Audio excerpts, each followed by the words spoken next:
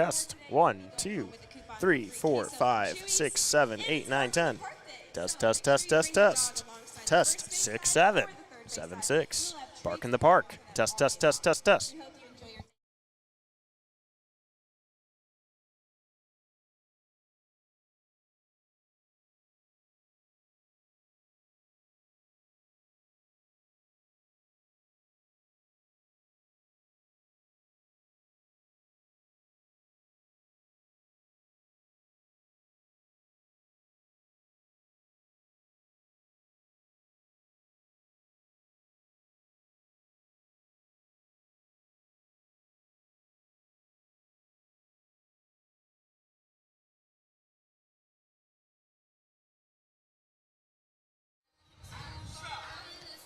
Good morning and happy Sunday from UC Baseball Stadium. Coming off an 8-0 shutout victory yesterday, the Cincinnati Bearcats look to sweep the Baylor Bears as you're listening to Big 12 Baseball on Bearcast Sports Radio. Hello and welcome. Alongside Aiden Riggs, I'm Christian Pagan.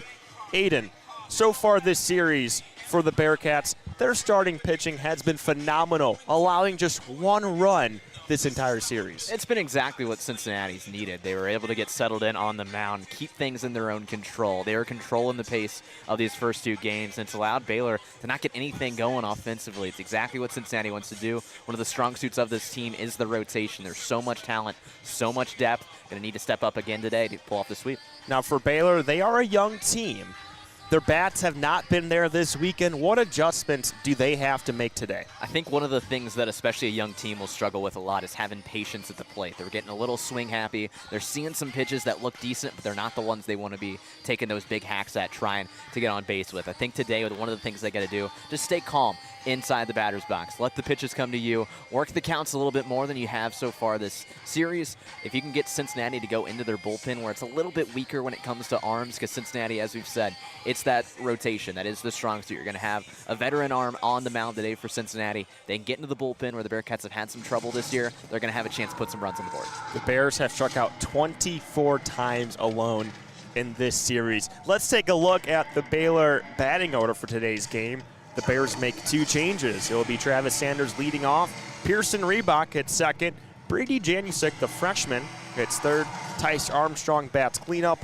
Hunter Snow, the freshman, is hitting fifth. Brighton Clemens, he is hitting sixth.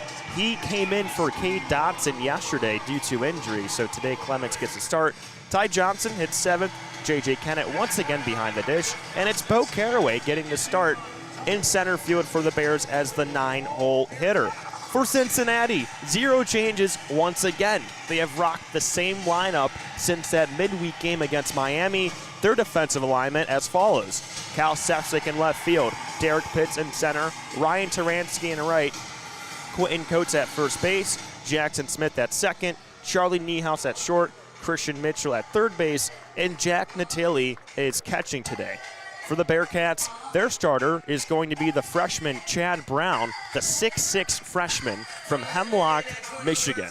Brown this year has a record of 3-0, an ERA at 2.95. He did make an appearance in that Wright State game a few weeks ago, but this right here, make it Connor Blue. This is where it gets confusing. They have two phenomenal freshman pitchers.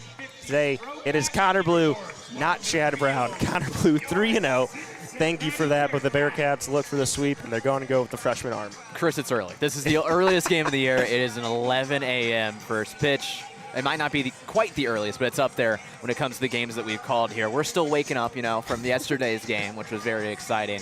But with Connor Blue on the mound, the tall right-hander, he's going to have a chance to start things out early. We talk about this starting pitching. It's been so strong here. You've got back-to-back starters going for 7 innings, and both of them keeping them scoreless as well. It's just been impressive all around when it comes to what they're doing on the mound. Going to hope to replicate that again today and make sure you can just stay settled in for Cincinnati. You mentioned it's one of the earliest games of the year. This game was originally scheduled for noon, but was moved up an hour. I'm not exactly sure if it's due to travel or the heat we have today at 85 degrees. That's supposed to be our high. I had a game in Miami last week. 10 a.m. first pitch. That threw me off, but As you mentioned, it's Connor Blue, 3-0 this year, a 5.16 ERA, making his 5th start of the season. He did come out of the pen in the midweek versus Miami back on Wednesday. For the Bearcats, they are in their retro cream uniforms. For Baylor, they are wearing their yellow jerseys with gray bottoms, kind of reminiscent of the Oakland Athletics retro uniforms. I love this uniform matchup between the two. You think about the 70s, especially when it comes to some of those prime baseball years in Cincinnati, and you think of one of the teams they were going up against, or the Oakland A's. They were really strong in that same era as the Big Red Machine.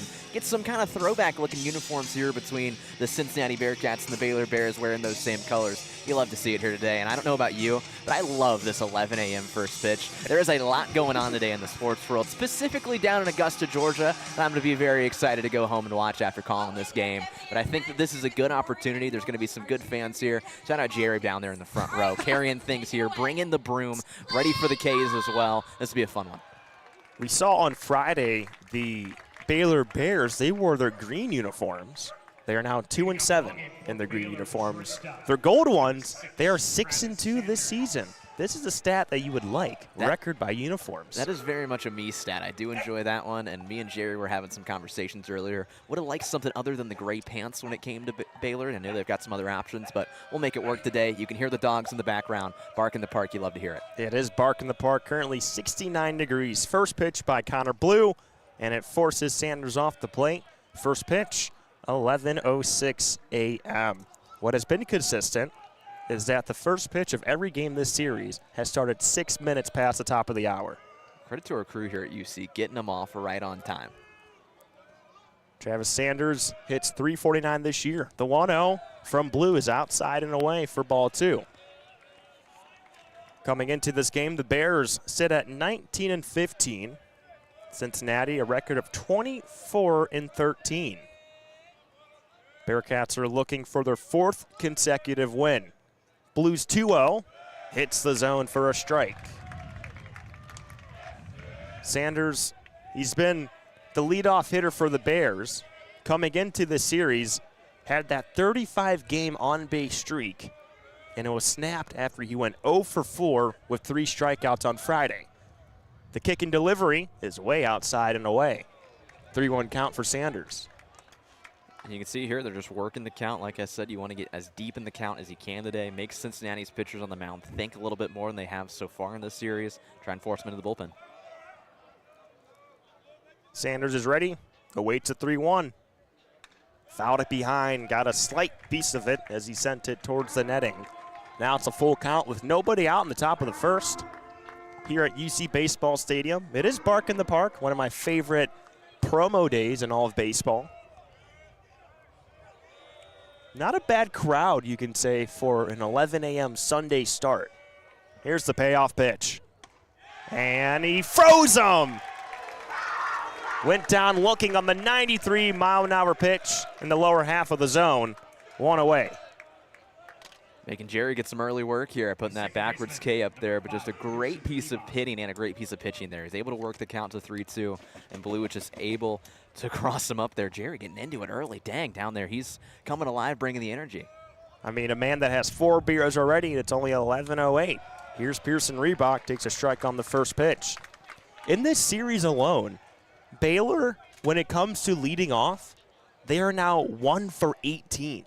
They are not getting their runners on board early. Blue sends the 0-1. Downstairs, shin high for ball 1. Reebok in his 31st game played of the season, making his 29th start. You will see him at second base. The 1-1 from Blue. Reebok fouls it behind left side. Sets up a 1-2 count. 1 down, top of the first here between your Cincinnati Bearcats and the Baylor Bears in this series finale.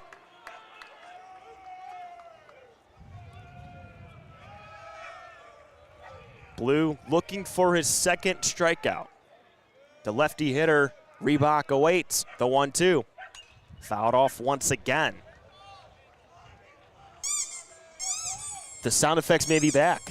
Bark in the Park edition. Bark in the Park, that could get a little risky here, if we're being honest here.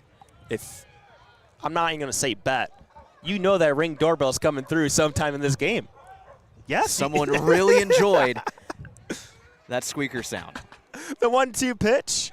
Skip before the plate, did not go around.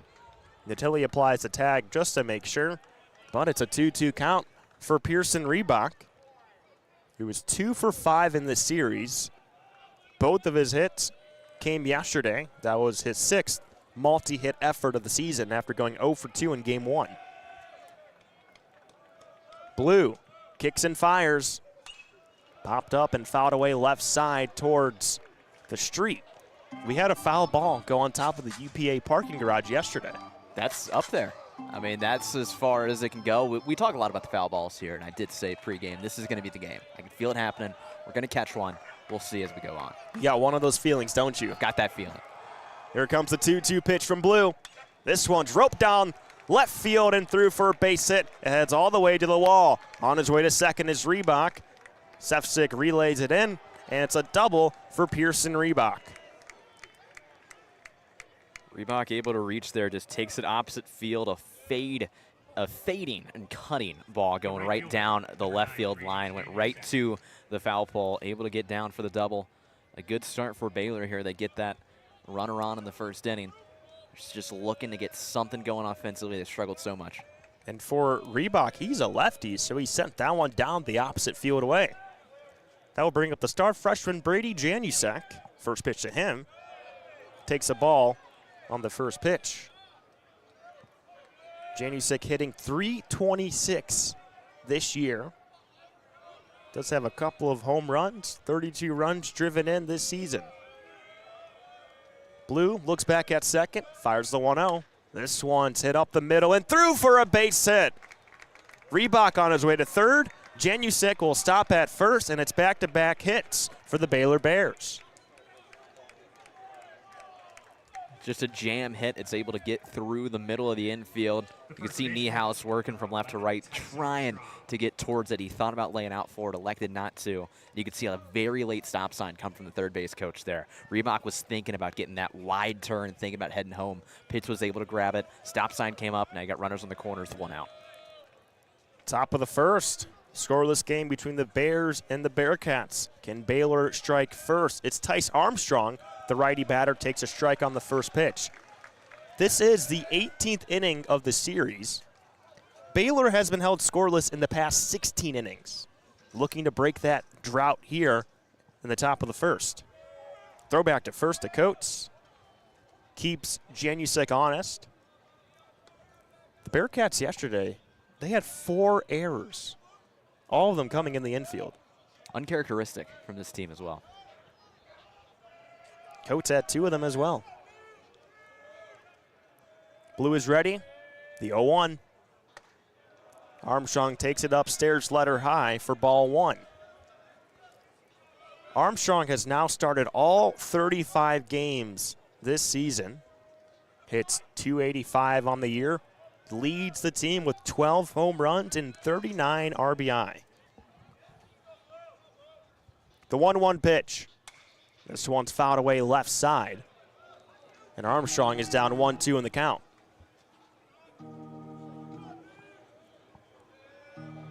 This series, Armstrong, he is 3 of 8. Went 1 for 4 yesterday. Did strike out. He's also responsible for the team's only run in this entire series. That came in game 1 in the first inning. Another throwback to first. Coates is there. Throws it back to Blue. You see that quite a lot in the college game. Throwbacks all the time. In the majors, you do have a limit of 2. No, one of the interesting things I'm seeing here, too, is Christian Mitchell at third base is playing way off the bag. A huge lead at third for the runner. Blue takes a deep breath. And he steps off the mound. Still, a 1-2 count, 1 down, top of the first. You got 2 runners on for Baylor, both at the corners. Bears looking to strike first in this series finale against the Cincinnati Bearcats. Blue sends the pitch. This one skipped, but a good catch by Natili. Sets up a 2-2 count. I know we're very early, but I would not be surprised when Tilly walks out and talks to Blue right now. You can see he looks a little shaken up right now. This is a tough situation to be in early. Runners on the corner, still just one down.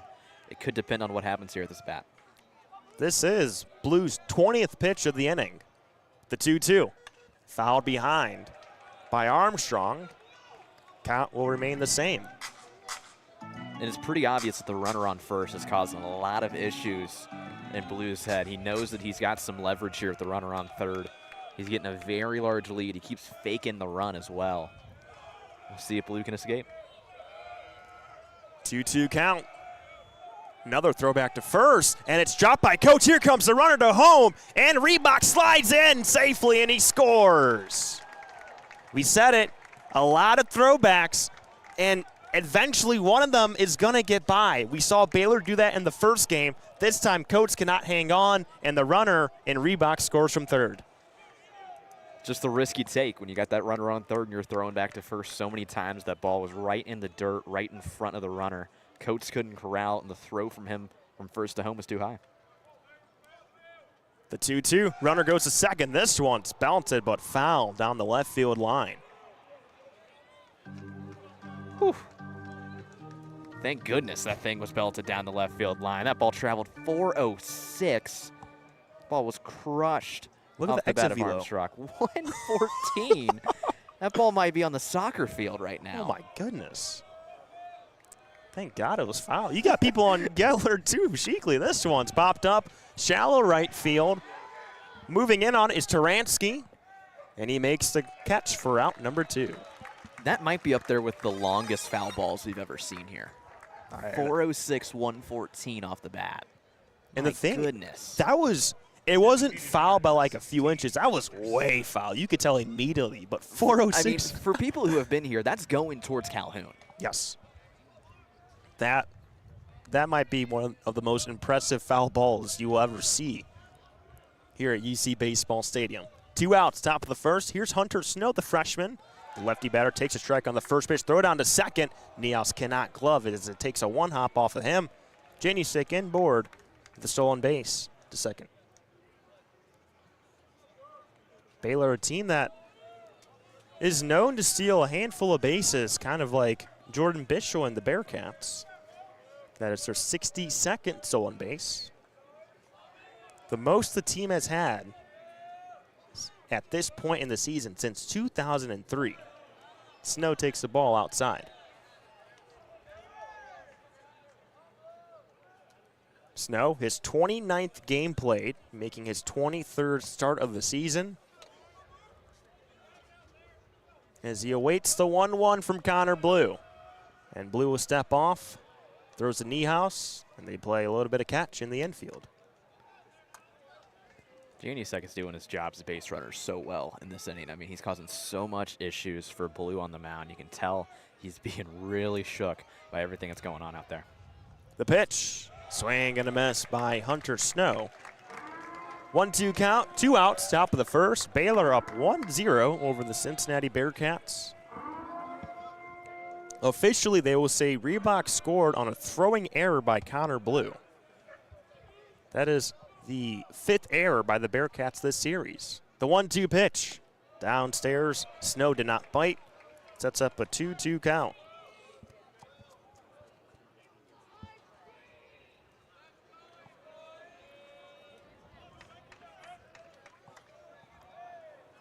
Janusik at second. The 2-2 pitch. Swing and a miss. Snow goes down swinging, but the Baylor Bears do score a run. They lead 1-0 as we head to the bottom of the first here on Bearcat Sports Radio.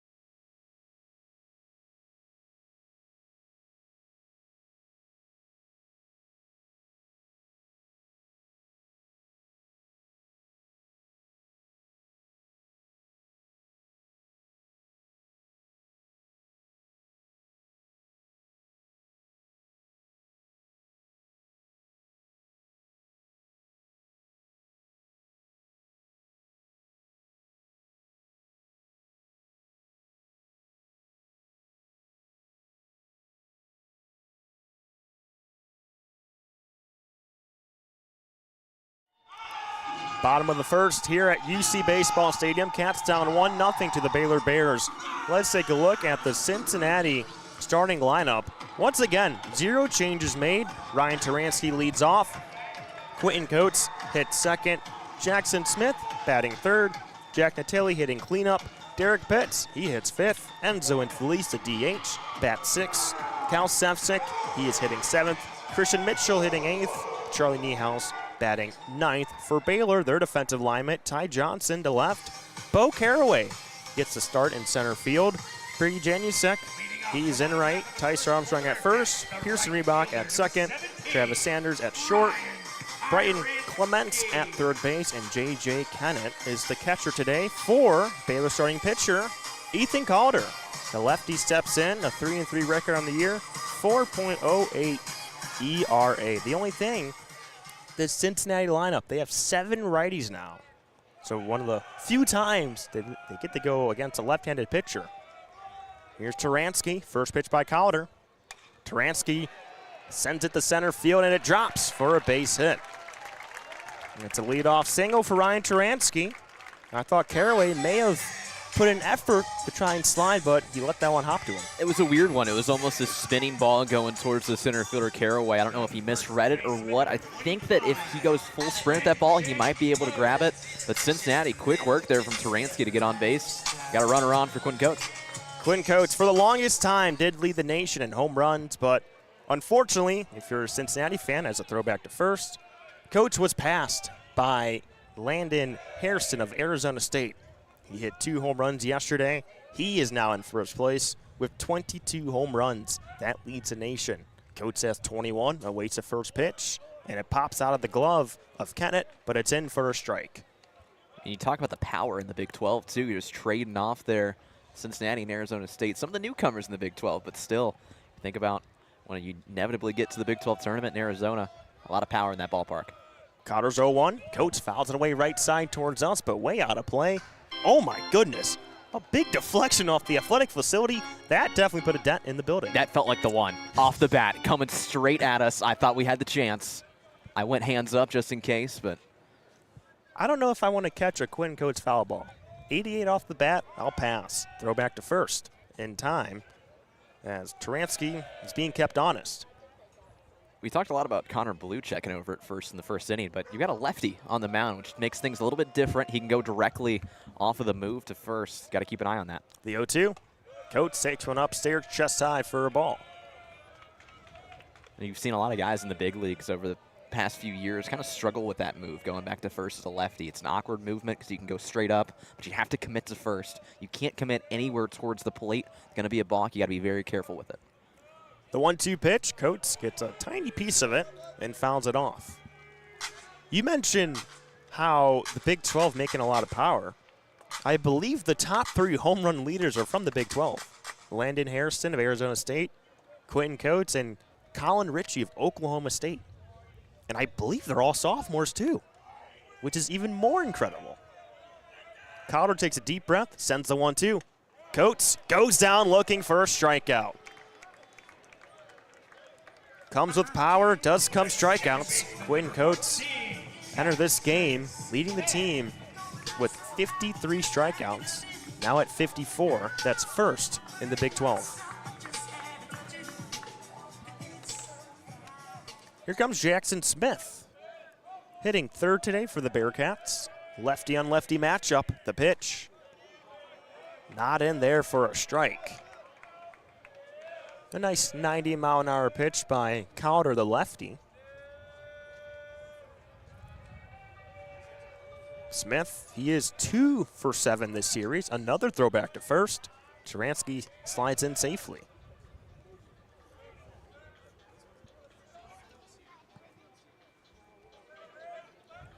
Smith hitting .314 this year. The pitch, fans and misses on the breaking ball. 79 miles an hour for a 1-1 count. One down, bottom of the first.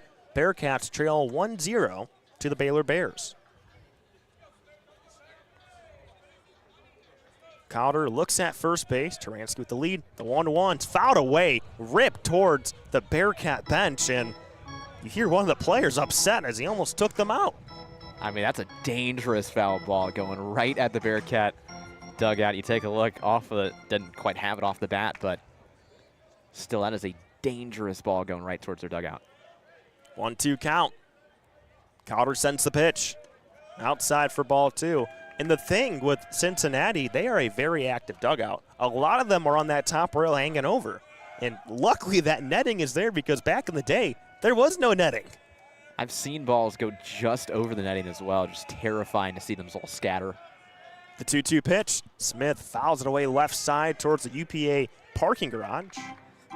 You know, when I think of a foul ball like that, the first thing that comes to my mind was a lefty in the box, Michigan-Oregon, Jim Patterson Stadium, NCAA Regional a couple years ago. Lefty sent it down the first baseline into the dugout on a rope. Everyone scattered, luckily got away. 2-2 is slowly hit, but it's foul, say the umpires. I believe it went behind home plate first, then bounced into the field of play. You know, that is one of the more obscure matchups I think I've ever seen is Oregon-Michigan baseball in person in Louisville, Kentucky. It's a strange one, but it's one of the cool things about college baseball, especially the regionals. You get some interesting matchups and some cool ballparks, too. I agree with you 100%. I think the NCAA tournament with baseball is so unique, which makes it so enjoyable. The regional, super regional, how the College World Series is set up and everything. Calder's 2-2. Smith slowly hits one to the second base, and Reebok flips to Sanders over the first, and he's not in time. This Baylor defense loves to turn double plays. Top 5 in the conference in doing so, but they get the one out at second in Taransky, but Smith is on board first with a fielder's choice. It was a great turn from the second and shortstop. You saw Reebok there. He grabbed it in his glove, didn't even take it out. He just flipped it to him. The turn from Sanders to first. He was able to drag his foot along the base, just textbook turn. Couldn't get there in time, though. 2 outs. Bottom of the first, here comes Jack Natilli, who is batting .336 this year for the Bearcats. Calder throws back to first. Feel like you're going to see a lot of those today. It does feel like it, but the more that you watch him, the more you can tell when it's coming too. You can see that leg goes a little bit higher when he's checking back at first compared to when he's going to the plate. Something you can see if the Bearcats will catch on to. First pitch to Natilli falls in for a strike. I feel like with lefty pitchers, when it comes to pickoffs, you get a guy like Calder, or you have someone like John Lester, who doesn't really do well when it comes to throwing back to first.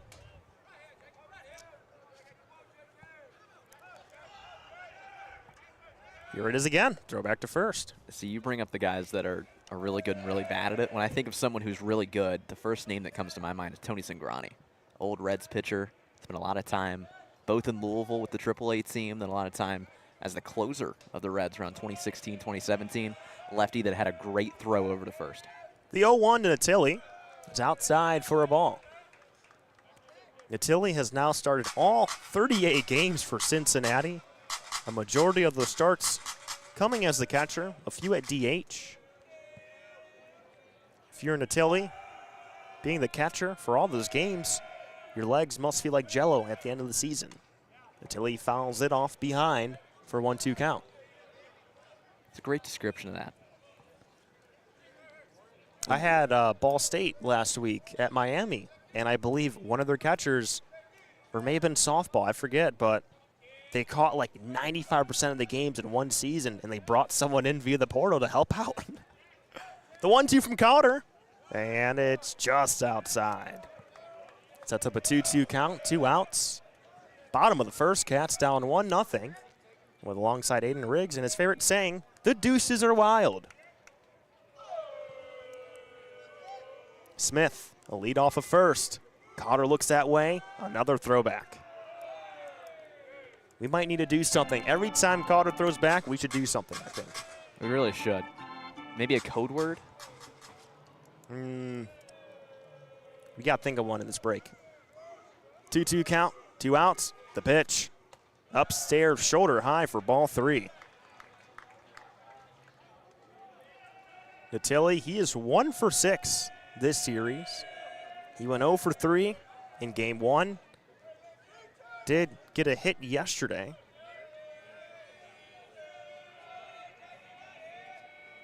Calder was ready. The payoff pitch. Tilly gets a slight piece of that one. Sends it behind off the padding, and will do it again at 3-2.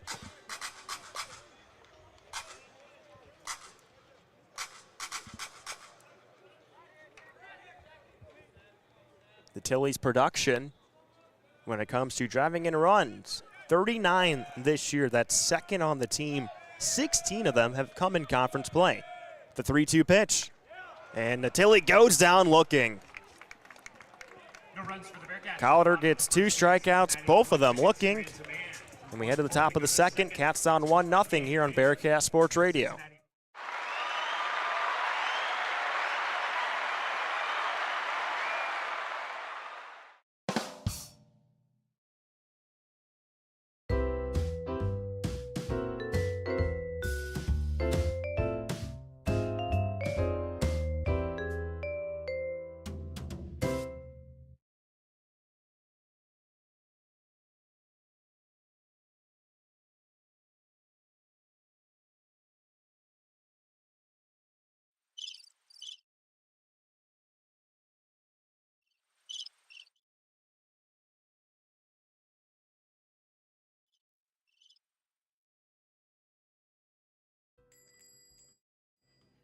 Have you ever been in the weeds dealing with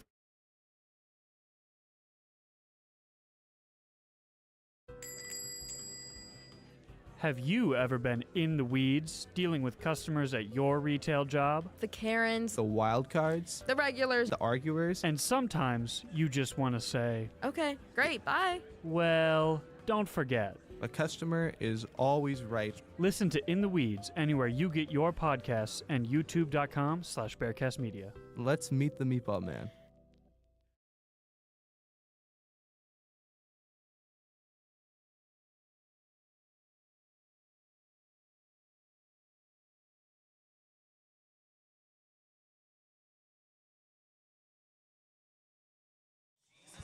Top of the second here at UC Baseball Stadium. The Bears are in front 1-0. Here today is the 6th all-time meeting between these two schools.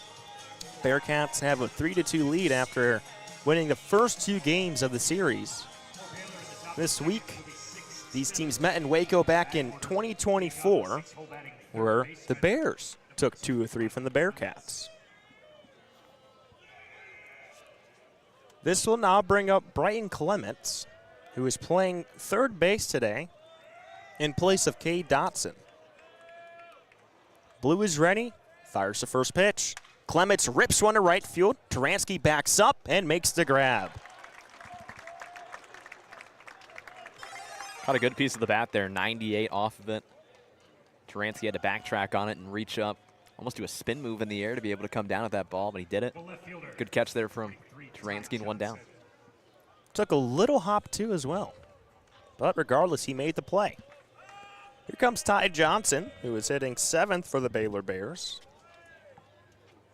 So far, not his year when it comes to the bat, hitting only .216. The first pitch. Johnson watches one go by for a ball shoulder high. Johnson, a transfer from McLennan Community College. Second team all-conference selection. The 1-0. Nice breaking pitch in for a strike. For those that don't know, McLennan Community College is actually in Waco, Texas. He played for current head coach Mitch Thompson at McLennan Community College during his freshman year. The 1-1 pitch. This one is hit. The Niehaus moves up. Gloves throw to first in time for out number 2. Great play there from Charlie Niehaus. He's barreling in towards the grass in the infield, is able to grab it, throw it across the diamond, and record the out.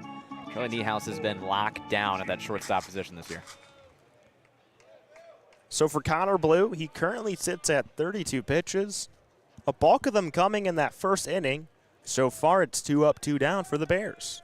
That brings up J.J. Kennett, the catcher. First pitch to him. Kennett smokes one to right field on a routine play. Taransky makes the grab. 3 up, 3 down go the Bears. To the bottom of the second we go. Bears up 1-0 on Bearcat Sports Radio.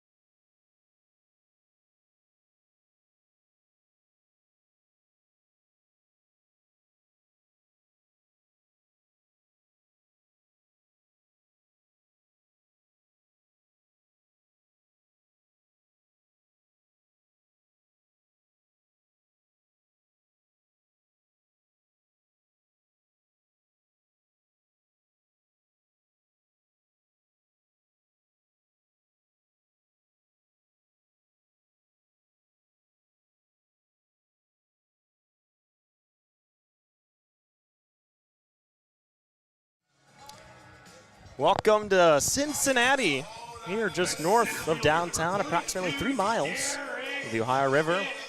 Bottom of the second, Cats down 1-0. It starts with Derek Pitts. You're telling me approximately 3 miles? I think it's 3 miles. Look at you. Approximately. It's not far. You know, campus is relatively close to downtown. It's just on top of a big giant hill. You are correct. Cowder delivers the first pitch to Pitts. Breaking ball, does not clip the zone, and it's a ball in the first pitch. Do you know who technically owns the Ohio River? That's a good question. Who? Kentucky. Really? The border actually starts closer to Ohio.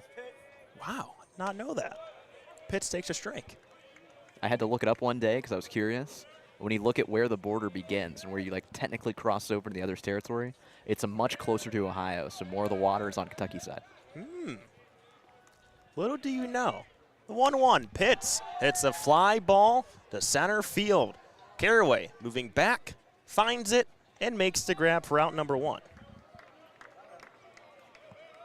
That ball was sent straight into the air. Really looked like it just kept floating towards the center field wall. Caraway is able to make the easy grab, but still that ball hung up in the air a lot more than expected. And on the first day of the series, a lot of rain and big gray clouds, and that may have inhibited the players of making judgment calls on the fly balls, but the past 2 games, including today, blue skies, very thin clouds, as Infelice comes in, the righty batter takes a strike on the first pitch. Cowder whipped in a 90-mile-an-hour fastball. Good day yesterday for Infelice, 7-3 RBIs on 3 hits. Infelice is someone who's been tearing it up in this series. Takes another strike low and away, and he's not happy at that call. Talks to the home plate umpire today, Jason Stidham.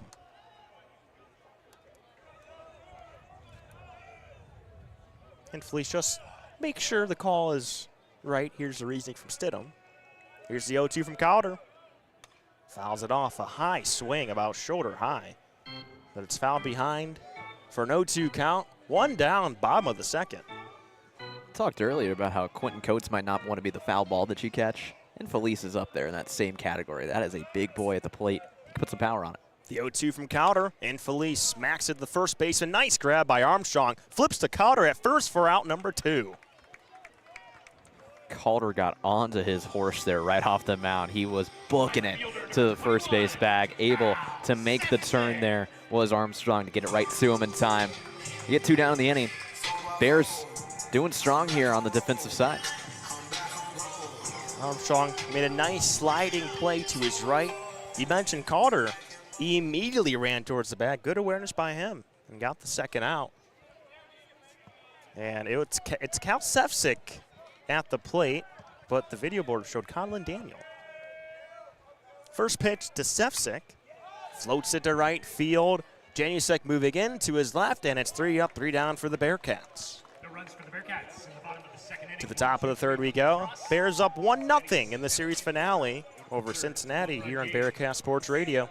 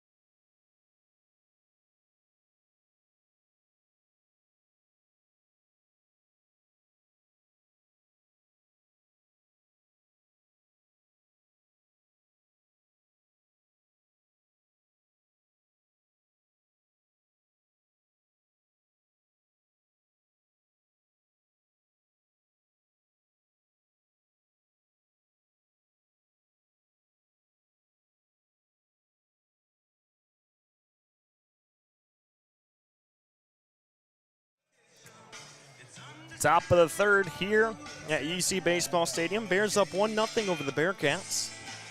For Connor Blue, he's retired 5 straight. And for Baylor, it will be 9-1-2 in the order, starting with Bo Caraway, who got the start in center field today for Baylor.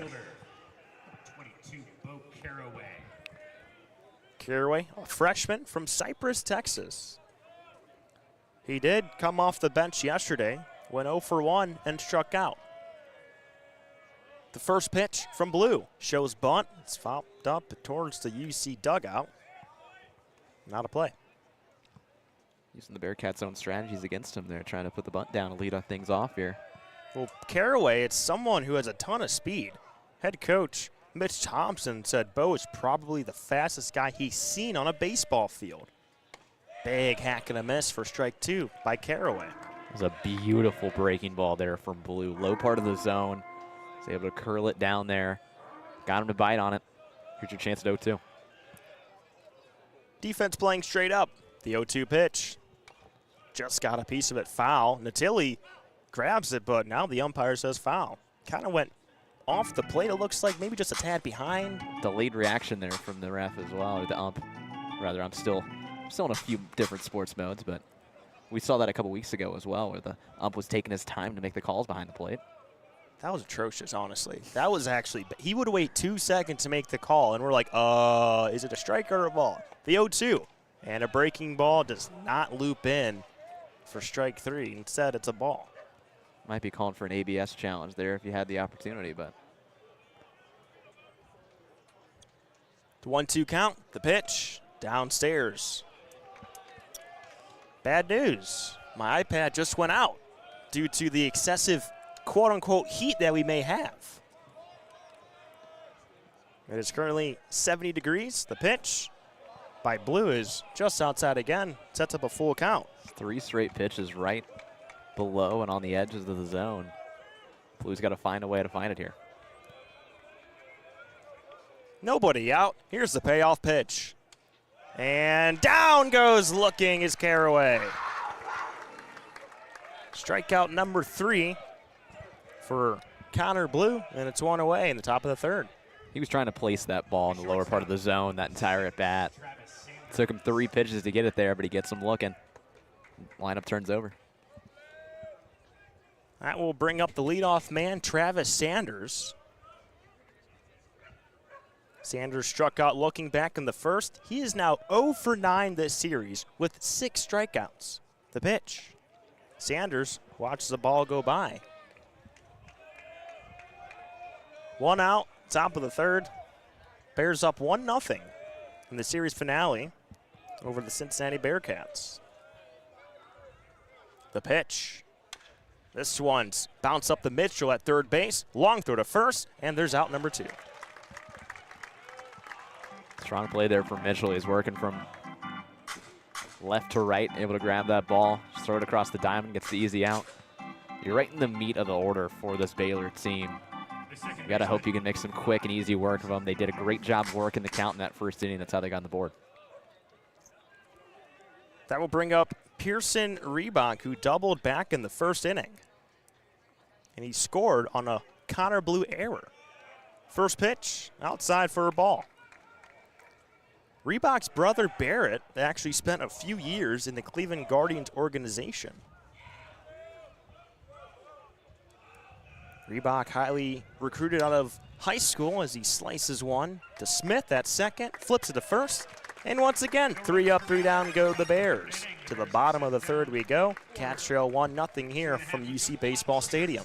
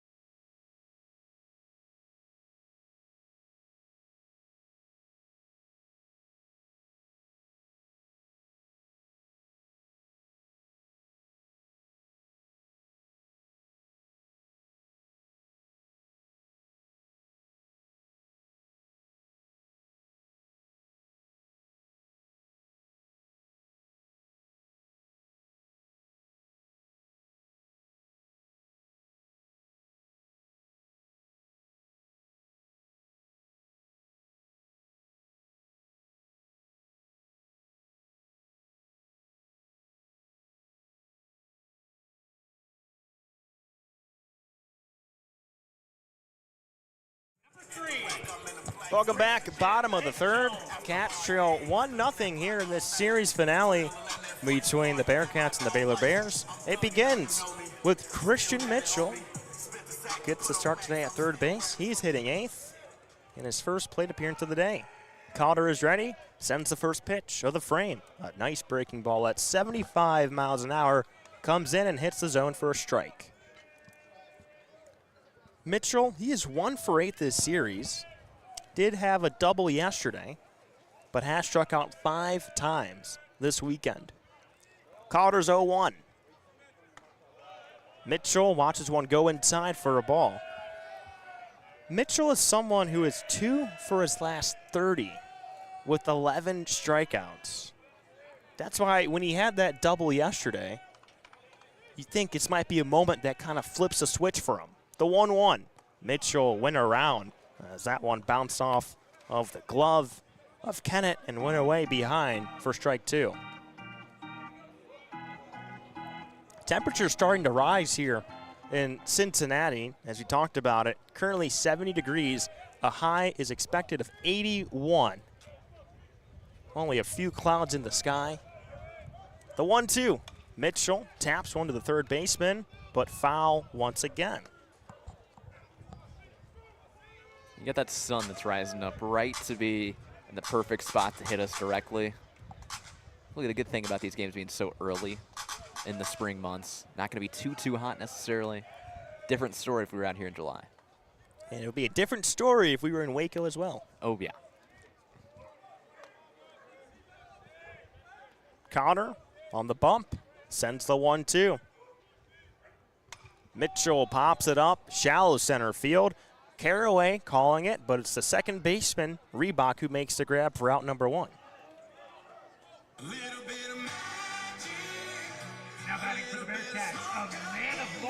That will bring up Charlie Niehaus, the starting shortstop today for Cincinnati. He is hitting 9th. Listen to this stat line, ready? Game 1, 0 for 2, walk, hit by a pitch. Can you guess the stat line in game 2? Same exact thing. 0 for 2. There Walk, hit by a pitch, and a stolen base. The pitch. Niehaus watches a ball go by at 89 miles an hour. Niehaus from Westchester, Ohio, so just up the road here from Cincinnati. Awaits the 1-0. Hit on the line and through the left side of the infield for a base hit. That is the second hit of the day for the Bearcats, and it comes with 1 out in the bottom of the third. And the guy who had their only other hit is coming up to the plate here. Leading off was Turansky, and he led off the game with that single. Wasn't able to come around here, but when your 9 holes getting active to try and get the team into here, you got a shot. We said it a lot in this series. This lineup has been shuffled around, trying to find a spark, as head coach Jordan Mitchell said. And it started with having Ryan Turansky, the lefty, lead off for the Bearcats instead of typically what has been Jackson Smith's role. Turansky watches a strike go by. Turansky, as a leadoff hitter, he is now 6 for 13. Had 3 doubles in game 1. That tied a school record. Niehaus, a leadoff at first. Calder sends the pitch, and it's downstairs for a ball. 1 out, bottom of the third. Cats down by a run. You got Niehaus at first and Turansky at the plate. Calder, the lefty, eyeing down Niehaus. Sends the 1-1. Turansky ropes one to right center field. Moving back is Janusik, and this one is off the wall. Here comes Niehaus. He's rounding third. Turansky's on his way to third. Here's the throw from Sanders, and it's not in time. A game-tying triple from Ryan Turansky, and we're knotted at 1 in the bottom of the third. Turansky got a hold of that ball. 103 off the bat, going right towards that right center gap. Right fielder Janusek tried to get up to it in time, couldn't get there. It fell down right in front of the flagpole. Off of the warning track, off the wall, an awkward bounce. Running all the way around was Charlie Niehaus. There was no doubt that he was scoring there, and the sign from Turansky to go over the tag. Beautiful pizza hidden, beautiful base run. We're tied at 1. Here comes Quentin Coates, 0 for 1 today. Coates on the first pitch takes a ball. How about now for Turansky, 7 of 14, while being the leadoff hitter the past couple of games. 1 out, bottom of the third, the 1-0 to Coates. Coates, big hack and a miss, fouled it off right side. The Bearcats might have needed some kind of spark coming from that leadoff hole, and it seems like they might have found it with Ryan Turansky. Already with 2 hits in this game, and as he said, 500 when he's batting there from the leadoff spot. Calder is ready. Here's the 1-1 to Coates. Another foul ball behind. Turansky was asked this question of, being this leadoff hitter now, what are some of the adjustments? And he really thanked the summer he had with the Royal Oak Leprechauns of the Northwoods League this past summer. He hit .310, 48 RBIs, 47 walks. That was like a full season to him after redshirting last year, as Coates takes a ball upstairs shoulder high. What a name as well. Royal Oak Leprechauns. Ooh. You're going to have fun with that one. Oh, yeah. We'll be there next month. I think we play them. We should play them. Countdown is on. Indeed. We're under 30 days till I get there. The 2-2 to Coates. Upstairs again, shoulder high and away. Sets up a full count with 1 out in the bottom of the third. Our score is 1-1 in the series finale between the Bearcats and the Bears. Coates starting in his 37th game. All of them coming at first base. Here's the payoff pitch. Coates off the mound and through for a base hit. Bearcats take the lead 2-1. An RBI single from Quentin Coates. Sometimes you just need that lucky bounce. Went right off the mound, straight up in the air, went over the second base bag. Neither of them could get there in time. Goes into center field for the base hit. Bearcats get their first lead of the game, and it feels fitting that was Quentin Coates hit that ball. That will bring up Jackson Smith. Today, Smith is 0 for 1. He reached on board via a fielder's choice. First pitch to Smith, a big swing and a miss high over the plate for a strike.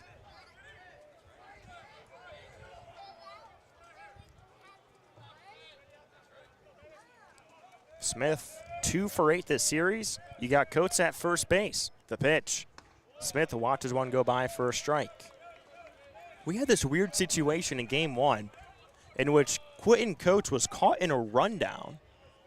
He was eventually tagged out on his way to third base. Calder is ready. Kicks and deals. Just outside for a ball. It really is starting to feel like it took Cincinnati just 2 innings to figure out what Calder had. He was really dealing in those opening 2 with Cincinnati going through the lineup. Once he got down to that 9-hole with Niehaus, something has clicked in this Bearcat dugout. The 1-2. Smith pops it up, right field. And it's Janusek a few steps in front of the warning track, and he makes the grab for out number 2. It's another one of those awkward ones just off the end of the bat. It floated out right to the warning track. Stopped just in time for them to make the grab. 2 down, but the Bearcats still living here. And they're living with Jack Natili hitting cleanup today. Natili, he is 18 for his last 53. Throw back to first. Coates slides in head first. Natili struck out looking back in the first inning. But in that stretch of being 18 for his last 53, 10 extra base hits and only 9 strikeouts. The pitch. Natili takes one in the dirt. Coates does not advance. Sets up a 1-0 count, 2 down. Bottom of the third, Cats up 2-1.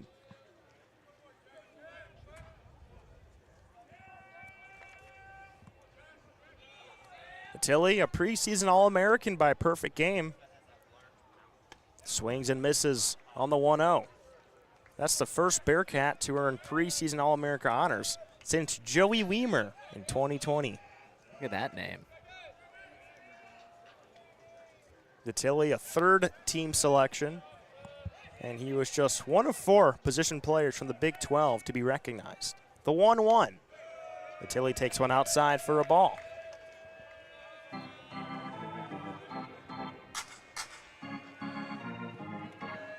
Tilly having a phenomenal year, batting .333.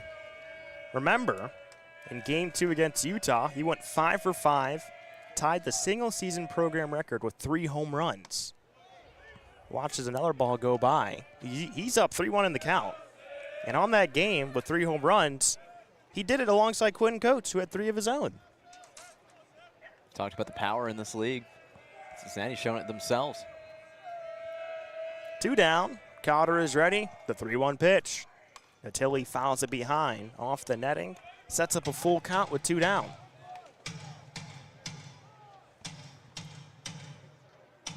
It looks like we're getting some familiar faces for the Coney race coming up soon. Game's gone. It's Jerry and his buddy. Remember, Jerry lost the first one, but he was the Coney in that one. Chance for redemption. Payoff pitch, and it's downstairs. The Tilly will take its free passage to first. Coates on his way to second. And that will bring up Derek Pitts, who leads the team in batting average. The center fielder, number 42, Derek Pitts. Pitts flew out to center, back in the second. But Pitts, he's hitting .375 this year. Can you believe he hit .247 a year ago? Doesn't look like the same batter at times when he's in the box. He does not. 2 outs, bottom of the third. Pitts on the first pitch takes a strike low in the zone. I mean, Pitts, you could tell in that opening series, he just felt so much more comfortable in the box. You don't know what he did in the offseason, but something has clicked for him in the box where he just looks more confident. You can tell he's more comfortable. It's paying off. Runners on first and second. The 0-1 to Pitts. Takes another strike, lower half of the zone. Pitts, he did spend the summer with the Kingsport Axemen in the Appalachian League. Hit .272, 12 extra base hits, and drove in 25 runs. The Axemen, they had one of the best offenses in the entire league. How about a plus 167 run differential? As Pitts fouls this one away right side and onto the street. Don't know if I can forgive you for that one. For what? Do you want to explain that to our audience? I'll what let I it did? be up to interpretation. There's nothing wrong with 167 run differential. I think it's the hand motion that you made while you did it. Allegedly. Allegations. Cotter sends his 0-2. Pitts did not go around. I ran replay a couple weeks ago, and I had the cameras in the field along the dugouts. Pitts talks to himself in these at-bats. He smiles. See, I noticed that interesting move he had almost resembled a Soto shuffle there with how his legs were moving. The 1-2. Pitts goes down looking. Cotter gets his 3rd strikeout of the day. All of them have been looking, but the Cats scored 2.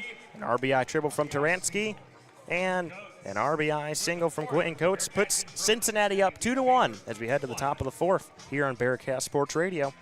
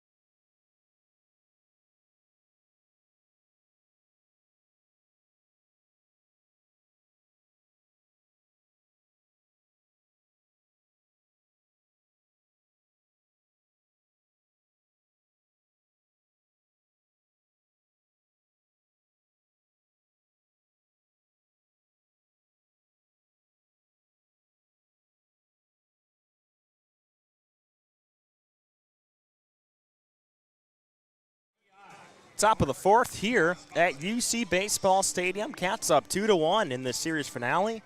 The sunscreen is being applied by Aiden Riggs. I'm going to need some too if it gets to that point. Thank you, Aiden, for the sunscreen.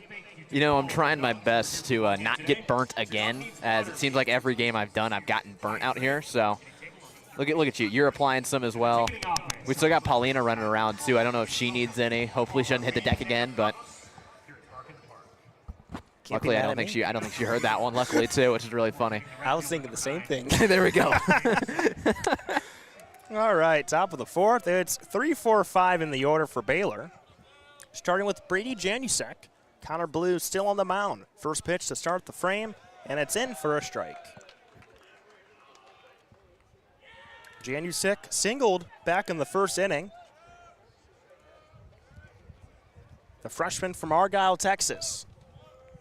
The 0-1.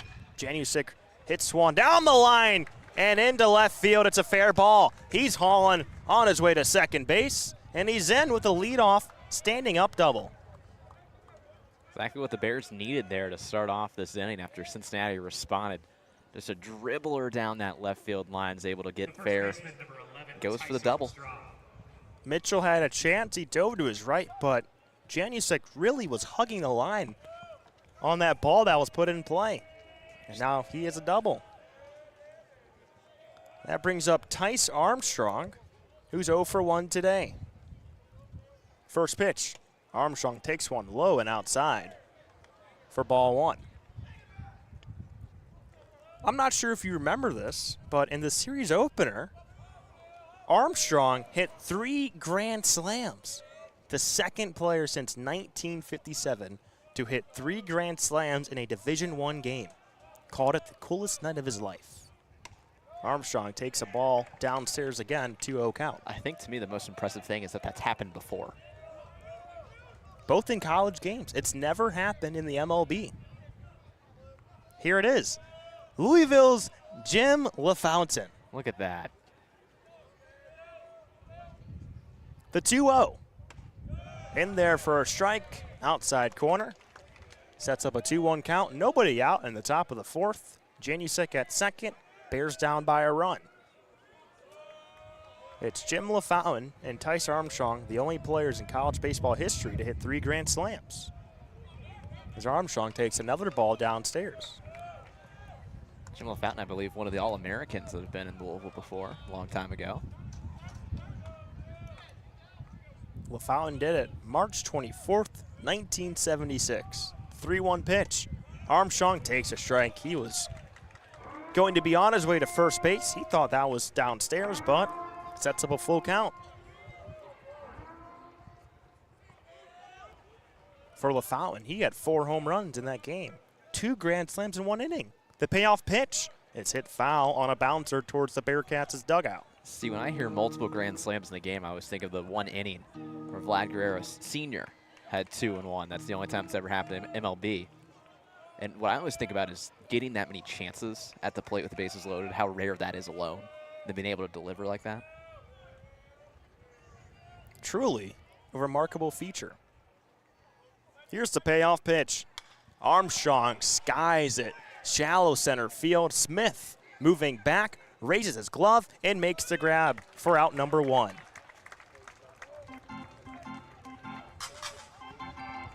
Smith, the second baseman, talks to his outfielders. Taransky in right, Pitts in center. But from the get-go, it was Smith from the beginning, and he made the play. It's tough to truly tell, and I don't know why I'm just now catching on to this. Almost everyone for Cincinnati has some type of sunglasses on in the field. That is very true. It's one of those days. Here's Hunter Snow, 0 for 1 today, takes a strike on the first pitch. I think I'm just most surprised we've never noticed that before. I think the only 2 guys are Niehaus and Mitchell over there, but they have them on top of their hats as well, so they still have them. Entire outfield and the right side of the infield all have sunglasses on. The sun is beaming down here. The 0-1. This one is fouled away left side. And onto the street once again. You know, it'd be funny if a pitcher wore sunglasses. You think that's ever been done before? Is there a rule against that? Why would there be? I don't think I know so. there's rules on what they can wear on their arms now. I don't know what the rules would be for what they can wear for eyewear. It'll be interesting. The 0-2, smacked over to Smith at second, goes to first. For out number 2, Janusik advances to third. I also want to say Hunter Snow is a great name. He actually knows Casey Stevens Really? from the same neck of the woods of Carmel, Indiana. Do you know Hunter Snow? Paulina, Hunter Snow went to Carmel High School. He's a freshman. Does that name sound familiar? Redshirt freshman. So he's actually your age. He would have been the year in front of you. One of the other guys, Jalen Brown. Okay, okay. Here's Brighton Clements, takes a strike on the first pitch with 2 outs in the top of the 4th. Just happened to be perfect timing that we know someone else here from Yes. Carmel. I know of him. No of them. That Close works. enough. That, There you that go. works. It's a Carmel factory here in Cincinnati. This is technically Paulina's baseball debut, as we can hear you on the mic, so there you go. Clements takes a pitch away for a ball. Got anything to say? Not really, no. It's worth a shot. I think she's shy on with that Worth headset a on. shot. She's taking some amazing photos of us and of the players, too. 2 down, top of the 4th. Blue takes a deep breath, sends the 1-1, and it's low and away for ball 2. Clements, the redshirt freshman from Laredo, Texas. He actually called Baylor his dream school. 6'2", 179, awaits the 2-1.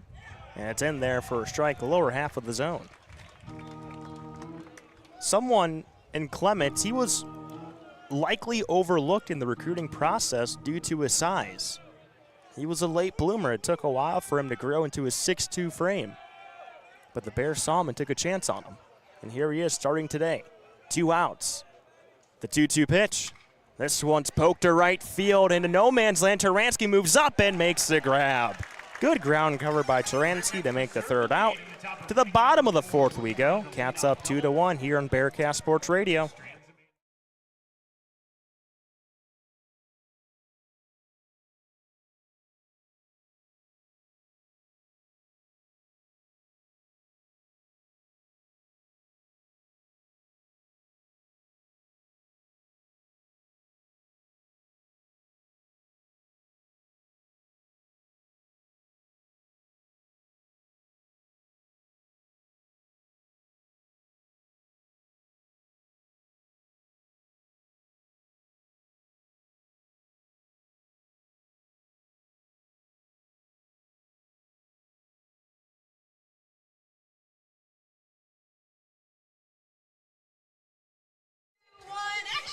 Well, it's the middle of the 4th, but Jeremiah Fowler and his friend Ethan are participating in the Skyline Chili Coney race that is not sponsored by us nor affiliated with us, but here at UC Baseball Stadium. The both are in center field on the warning track. They have blitzball bats and making twirls around. Jeremiah is getting smoked by Ethan, who is in the Coney. Oh, my goodness. Jeremiah is way behind. Ethan is running away with this literally, and he crosses the finish line once again. We got to have a conversation here with Jeremiah. This is back-to-back disappointing performances. Back-to-back Sundays. Back-to-back Sundays as well. You know what I'm going to blame it on?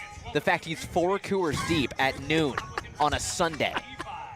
He has no excuses here to not be winning this race against Ethan. Ethan's in the Coney costume as well. You make a really good point. It was 10:30 in the morning, and he's double fisting 2 Coors Lights. And then he goes, sits down, grabs the strikeout case to put on the board, and he comes back with 2 more. Come on, Jerry. We got to be better than this. It's 11 minutes past noon. Shout out to Chet showing up here, too, with the camera. We got multiple Bearcast photographers here. It's one of those days. Very nice to be at the ballpark. Bottom of the 4th, counts up 2-1. It's Enzo Infelice, who is 0 for 1 today. Ethan Calder, he is still on the mound for the Baylor Bears. Entering his 4th inning of action. First pitch to Infelice. Breaking pitch loops in for a strike at 75 miles an hour. On the day, Calder has allowed 4 hits and 2 earned runs with 3 strikeouts. Defense playing straight up to Infelice. The 0-1 pitch. Infelice chops it foul towards the Bearcat dugout once again. Sets up an 0-2 count early on. See, and you can take a look over there. The interview going on inside the dugout. They're trying to place some cups, it looks like, all around him. A lot of shenanigans happening during these interviews. The 0-2 pitch in Felice. Another swing and a bouncing foul ball behind him.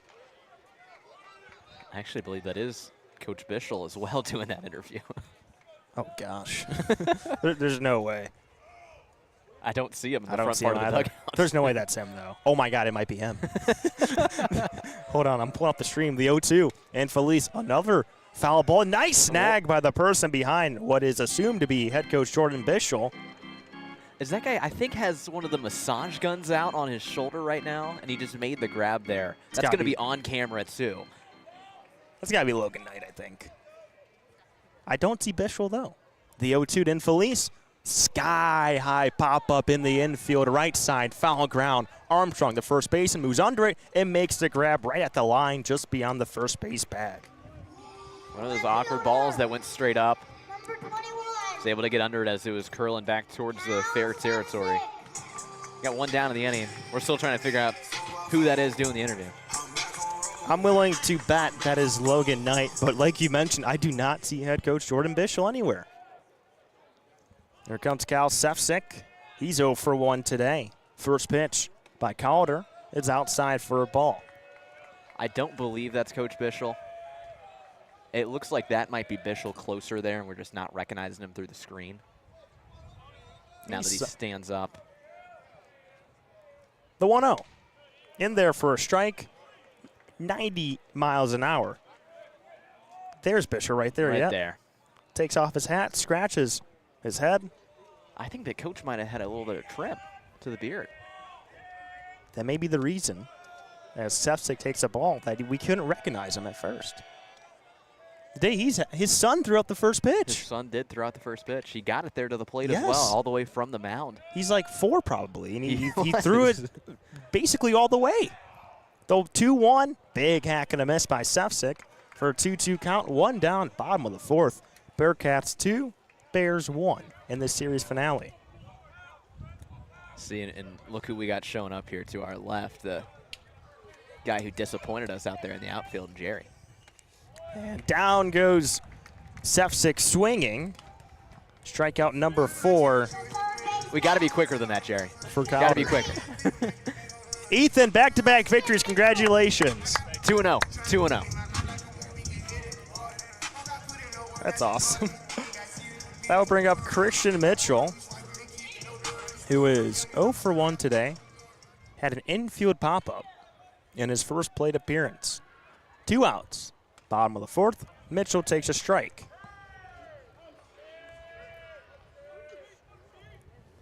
Mitchell, someone who played in 51 games a year ago. He is extremely versatile. Mate starts at left field, second base, third base. Shows the bunt, pushes down the first base line, but it rolls foul. Mitchell did play at Central Michigan. He did transfer in with head coach Jordan Bischel. All-MAC second team back in 2023, where he hit .307 in his freshman season of action. 2 outs. Calder is ready. Kicks and deals. The 0-2. Mitchell, did he go around? He did. Strikeout number 5 for Calder. Bearcats go 3 up, 3 down. To the top of the 5th we go from UC Baseball Stadium. Bearcats up 2-1.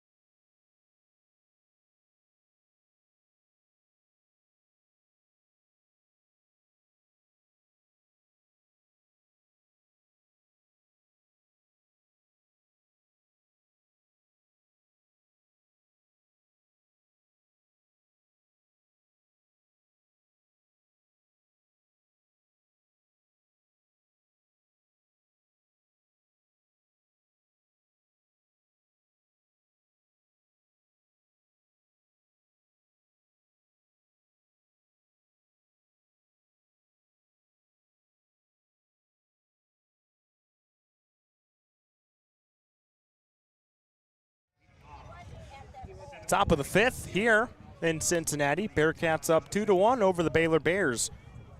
Connor Blue still on the mound for Cincinnati. This is his 5th inning of work.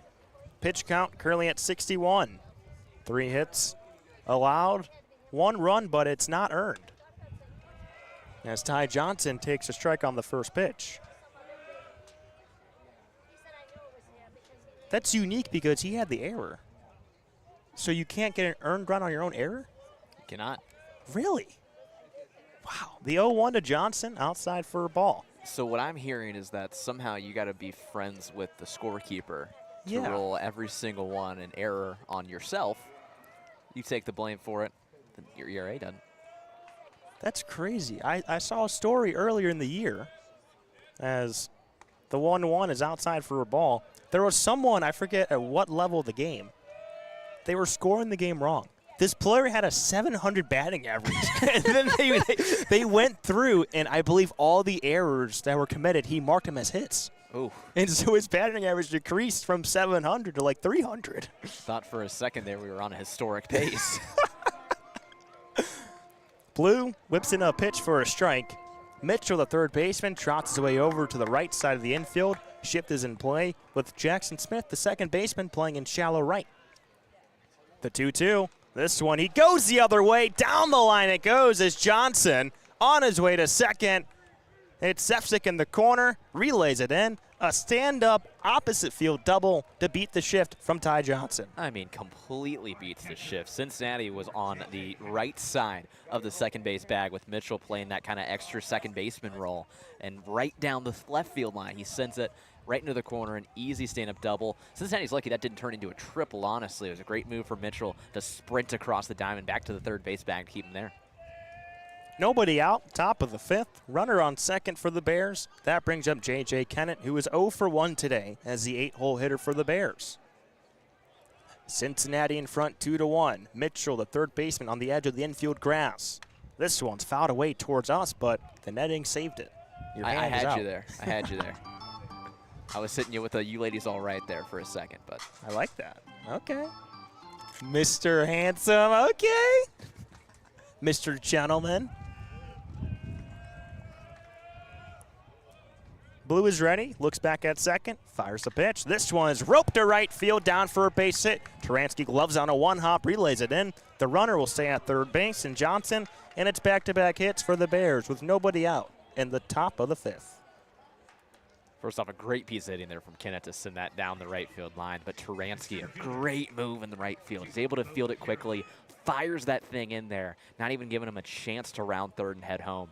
Great move there from Cincinnati. You got to work your way out of here. You got double action going on in the bullpen for Cincy. Chad Brown is one of them. Now he might pitch. Now he actually might pitch, yes. I think Adam Buchkowski is one of them as well.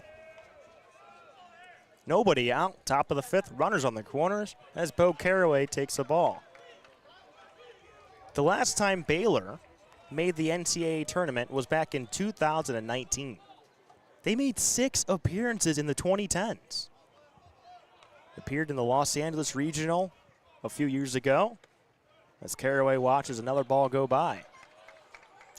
For Baylor, they lost to Loyola Marymount 4-1 in the first game.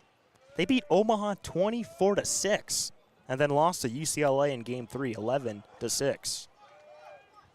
The 2-0, this one is hit to Smith, bouncing ball over to short, throw to first, and it's in time for a double play. The run does score in Janusik, and we are tied.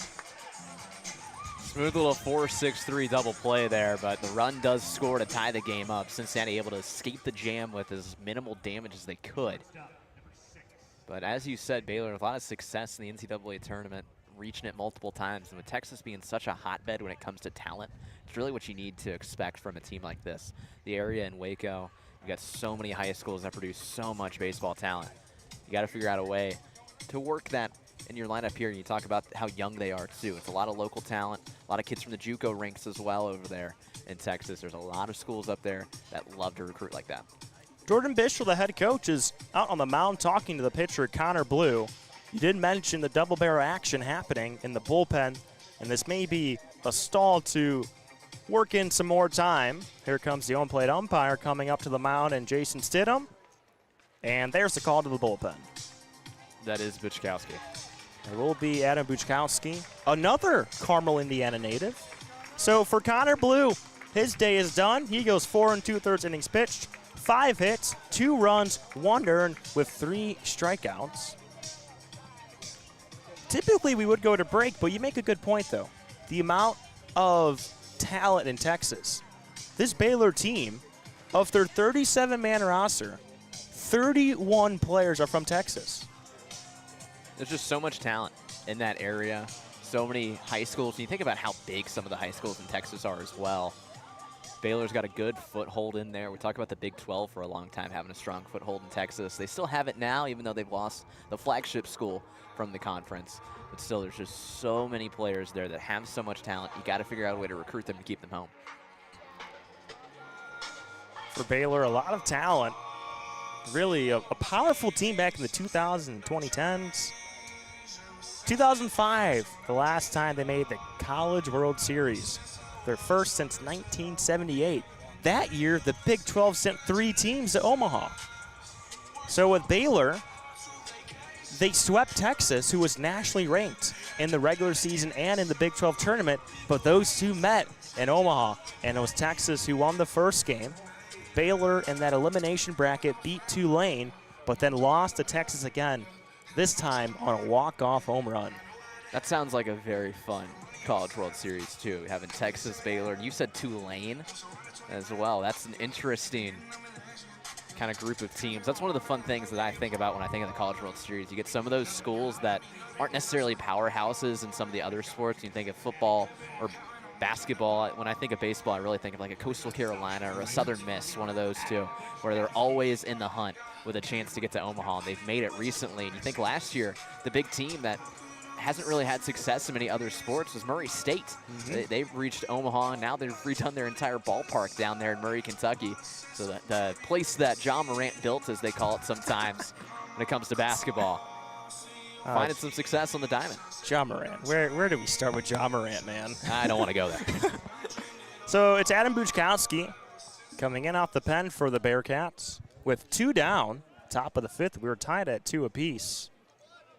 In 2005, that was the last time Texas won the College World Series. Bearcat stole the broom from Jerry and is messing with the cameraman down there. Oh, boy. It's Travis Sanders, 0 for 2, steps in. First pitch, outside for a ball. For this Baylor team back in 2005, they had a school record 9 players drafted. Buchkowski steps in, delivers the 1-0. Sanders fouls it behind off the netting for a 1-1 count. For Texas, since their 2005 championship, they've been to Omaha 6 times. Fun fact, they've had 4 head coaches from 1911 to 2016. Talk about stability. They've reached the NCAA tournament 57 times in that span. The 1-1, big swing and a miss. From Sanders, he's down 1-2 in the count, 2 outs in the top of the 5th. Those overalls the Bearcat is wearing have been through it. I mean, there's some wear and tear on those overalls. He is sliding down the rail. Oh, my goodness. Watch out, Chet. The 1-2 from Buchkowski. Fouled away once again towards the athletic facility. No deflection. My reaction time on that one was really good. I was immediately up there to make the stop. Think you can play third base? Hot corner? No doubt. No doubt. I did it one time. Did you? I did. I was more of a right field guy. Says a lot about my character and ability to play the game properly. Career batting average had to be sub 200. The 1-2 is fouled behind once again as Sanders got a slight piece of it. There it is. I played a lot of third. Someone there's a dog somewhere in the distance. But I played a lot of third, a lot of second. I did play some right and some center as well. So versatile. Moved around. Nice. Utility guy. There you go. I like that. The 1-2. Another foul ball behind off the netting.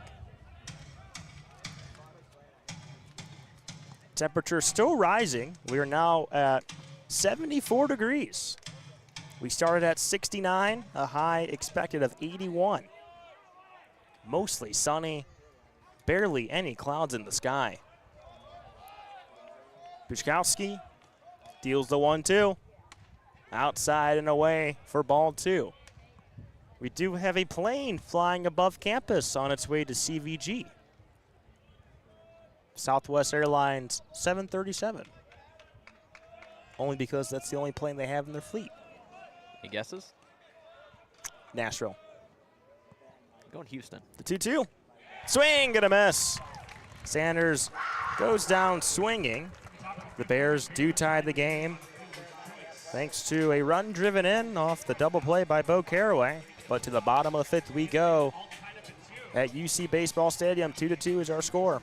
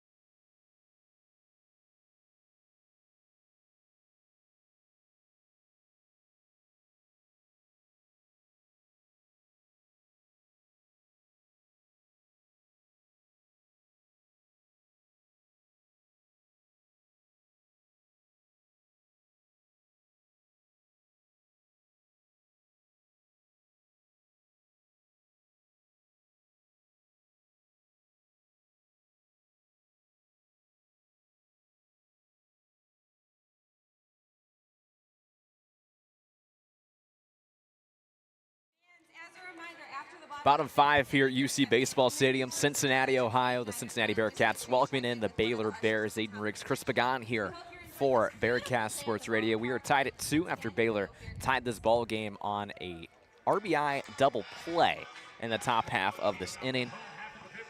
It's going to be 9-1-2 for Cincinnati here in the bottom half of this inning. Chris, reapplying the sunscreen as we've had to do multiple times today. Staying safe. Yes. Just make sure in these high UV days here in Cincinnati in the early April. Calder still on the mound for the Bears. First pitch to Charlie Niehaus finds its way in the zone for a strike. 0-1 count to Niehaus. 1 for 1 on the day with a single in the 3rd. Came in to score a run later in that inning. Cincinnati, so far in this series, in every inning that they've scored, they have multiple runs. The 3rd inning, they scored 2. That was their 10th inning scoring in the series. 2+ runs. Yeah, their offense has been really productive, and it's come from every aspect of the lineup at different points in the game. 0-2 to Niehaus. Check swing in the dirt. Did he go? He did not. Count will be 1-2 to Charlie Niehaus. As Calder will take his time on the mound. Calder going the distance here. Up to 75 total pitches in this game. Talked about Cincinnati starting pitchers going the distance the opening 2 games. Calder trying to do it himself. The 1-2 to Niehaus. Grounded down the right field line. Going to go foul. Towards the dugout it now goes. Will remain at 1-2. You know, the Baylor starting pitchers, they haven't been bad, but they haven't been great. It was Lucas Davenport. He went 5 1/3 innings pitched in game 1, gave up 5 earned runs. Yesterday it was Zach Wallace, 4 2/3. So they're decent performances. The 1-2 is lasered towards center field, working from left to right. Catching it in the right center field is going to be Caraway to record the out. Ball was rocketed off the bat of Niehaus, the 1 down in the inning. Well, that's the speed that head coach Mitch Thompson talks about with Bo Caraway, the freshman, in center field. Usually you have a Ty Johnson who's playing in center, but today he's in left field. But that speed, that's what you need when you got to track a lot of ground on a hard hit ball like that one. Goes to his left and makes the grab. Lineup turns over for Cincinnati. Ryan Turansky, the leadoff batter, steps back in for the 3rd time today. 2 for 2 on the day. That's grounded up the middle, and he is now 3 for 3 with a single with 1 out. Turansky remains hot from the leadoff position for the Bearcats. They got a runner on with 1 out. Incredible. 8 for 15. And all three of his hits today coming off of a lefty pitcher. That lefty-on-lefty matchup, which is why I'm a little bit surprised. The Bearcats so far only 5 hits. This lineup has 7 righties, and they're facing a lefty pitcher. This is heaven for this lineup. They haven't seen this type of stuff in a long time, but so far, Cotter has the edge. So we know how dangerous this guy can be. Quentin Coates steps in, watches the first breaking ball go by to make the count go 0-1. Runner on first is Ryan Taransky. Taransky with that single with 1 down in the inning. Taransky so far this year with 9 steals on the base pass. Calder has checked over at first multiple times so far in this game. The lefty sets on the mound, kicks, delivers the 0-1. High and tight to Quentin Coates, watches it go by. 1 ball, 1 strike, 1 out. Cotter hasn't thrown back to first in a while. Remember in the game when it started in the first 2 innings, he was throwing back every other pitch, it seemed like. Calder, long look over at first to Taransky, a decent lead, 2 or 3 steps. The 1-1 lasered right over our heads. That was the chance. I'm telling you, it's going to happen in this game. It was a deflection off the top of the netting, maybe about 15, 20 feet above us, but he's hitting them our way. We talked about maybe not wanting it to be Quentin Coates for the power it's coming off of that bat, but it might just happen. 1-2 count to Coates. Calder kicks, delivers, 1-2. Grounded towards the second baseman, 1 hop, turn to second. The throw over to first, not in time. They got the force out at second, so that'll put 2 down in the inning. Coates will reach on the fielder's choice, and that's going to bring up the 3-hole hitter, Jackson Smith. Yeah, Coates did not get all of that one. Kind of flared it up to the second baseman, Reebok.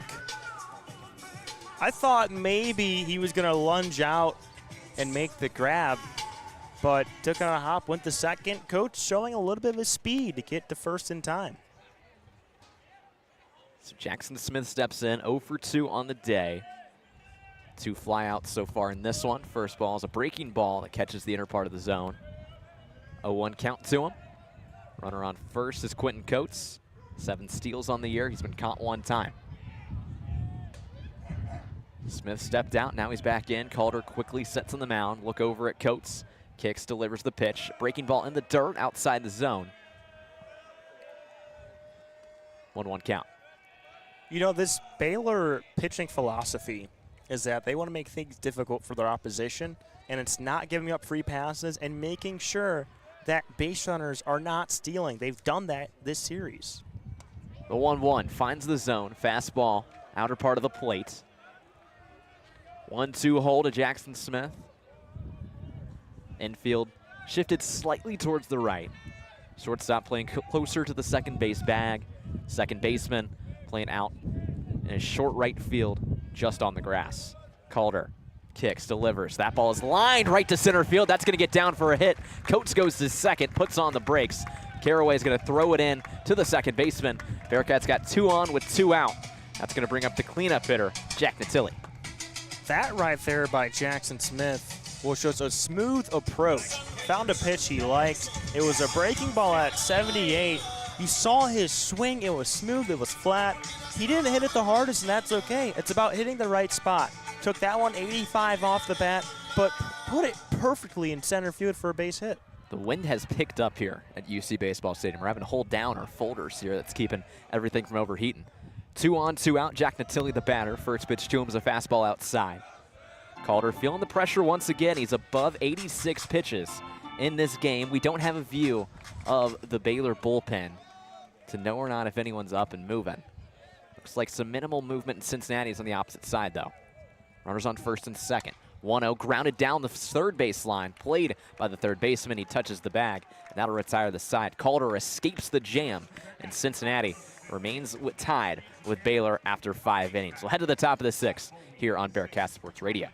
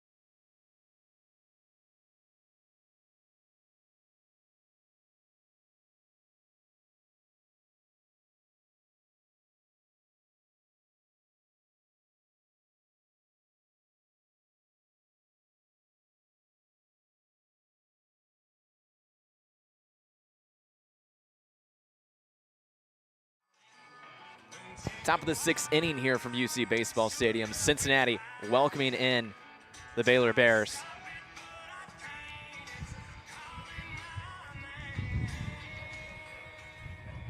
For Baylor in this inning, it's going to be 2-3-4.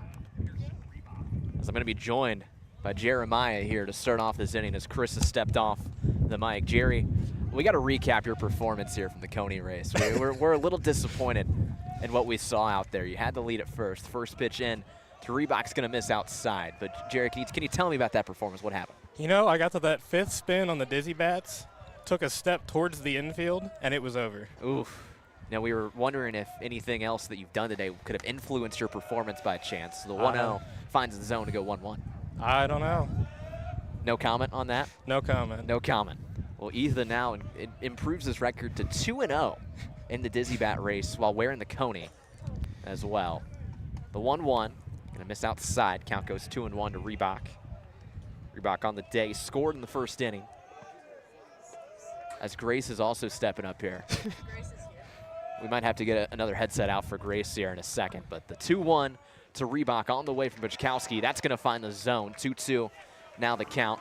Jerry, what have you seen so far from these Bearcats? It's looking good. It's looked good all weekend. The new lineup, they've been getting hits. They've been stringing them together, scoring runs. Pitching's been good all weekend. 2-2 count to Reebok. Buchkowski delivers, going to miss outside. Count will go full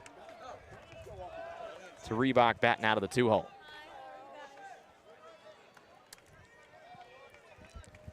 Long look in from Buchkowski. The pitch fouled off right back. We're going to try the 3-2 again.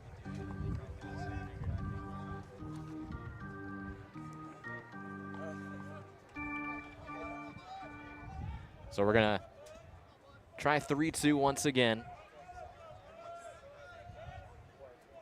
Buchkowski kicks, delivers the full count. That's going to miss low.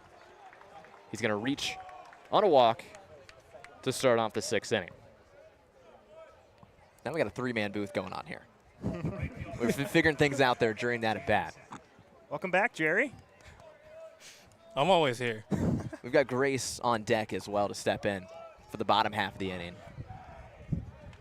But right now, Brady Janusek is going to step in for Baylor. 2 for 2 on the day, single and a double. Single came in the first inning when he also had a steal. Check back at first, not in time.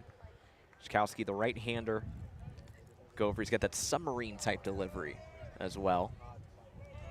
You should have seen it Friday. Sorry. The Baylor pitcher was throwing basically sidearm. Do you remember that, Jerry? Yeah. Buchkowski, a long look in. First pitch in there. That's going to be in for a strike, inner part of the zone. 0-1 count to him. Nobody out, runner on first. We are tied at 2 between Cincinnati and Baylor. This wind has really picked up. It's coming in from that left field foul pole. That really wasn't a factor to begin the game. Buchkowski, long look in. Runner fakes it first. The 0-1 finds its way in the zone. Going to find himself in an 0-2 hole. It's Janusek.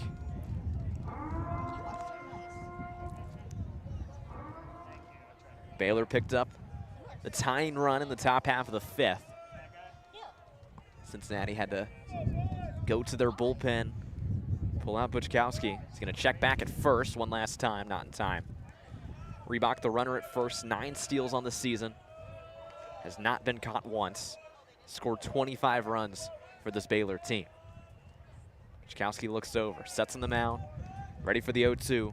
Janusek kicks, delivers. Runner goes, misses inside. Runner's going to go easily with no throw from Natilli. So runner advances from first to second on the steal. Yeah, right there. Looks like Natilli just couldn't get that transfer cleanly. It looked good from this angle, but it had to be something that he didn't like because he did not throw down at all. So runner on second. Janusek awaits the 1-2, swing and a miss. He will go down on strikes. 1 down in the inning. The runner stays on second. Buchkowski trying to avoid giving up the go-ahead run. That's a good breaking ball, 84 miles an hour. You're forcing Janusek to chase. He is a power hitter, so if he sees something he likes, he's going to go try and get it. But if you throw it low and force him to chase, he does have that high chase rate alongside Quinn Coates. And that comes when you have power. Here's Tice Armstrong batting clean up for Baylor today. First pitch goes by for a strike on the season. He's got 39 RBIs to go along with 12 homers. 0 for 2 on the day, 2 flyouts to start this game off. Pichkowski steps off the mound, back on it. A look back at second to Reebok. Some movement in Cincinnati's bullpen once again. Going to deliver the 0-1 that misses outside in the opposite batter's box. One's all over the scoreboard. 1-1 count with 1 down in the inning. I took a stroll by the Baylor bullpen. I think I saw it was 89 technically warming up, but there's no one actively throwing. The 1-1, check swing, didn't go, missed outside. 2-1 count to Armstrong. We mentioned in the bottom half of the last inning how Baylor has gotten up pretty high numbers for Calder when it comes to the pitch count, above 90 so far. You do expect him potentially come out in the bottom half of the 6th. Pichkowski delivers straight up in the air towards left field. Coming in to make a play on that one is Sefcik. Sefcik having trouble finding it. He just does now. Makes the catch. 2 down in the inning. He throws to third. Runner does not advance. So 2 down. Runner remains on second. Jerry, what you thinking? We've got a really strong outfield. That's what we've seen all weekend, except for those hits down the left field line. Here we go. Infield going to shift from left to right. Niehaus playing close to the second base bag. So these two went to high school together, Bukowski and Snow. Both from Carmel, Indiana. Jams that one going towards center field. Stepping over to make the play is Jackson Smith. Pitcher gets the best of him, as our Carmel people are not here, sadly, for this broadcast. But that's going to do it in this half inning for Baylor. Cincinnati keeps them scoreless. We're tied at 2. We head to the bottom of the 6th here on Bearcat Sports Radio.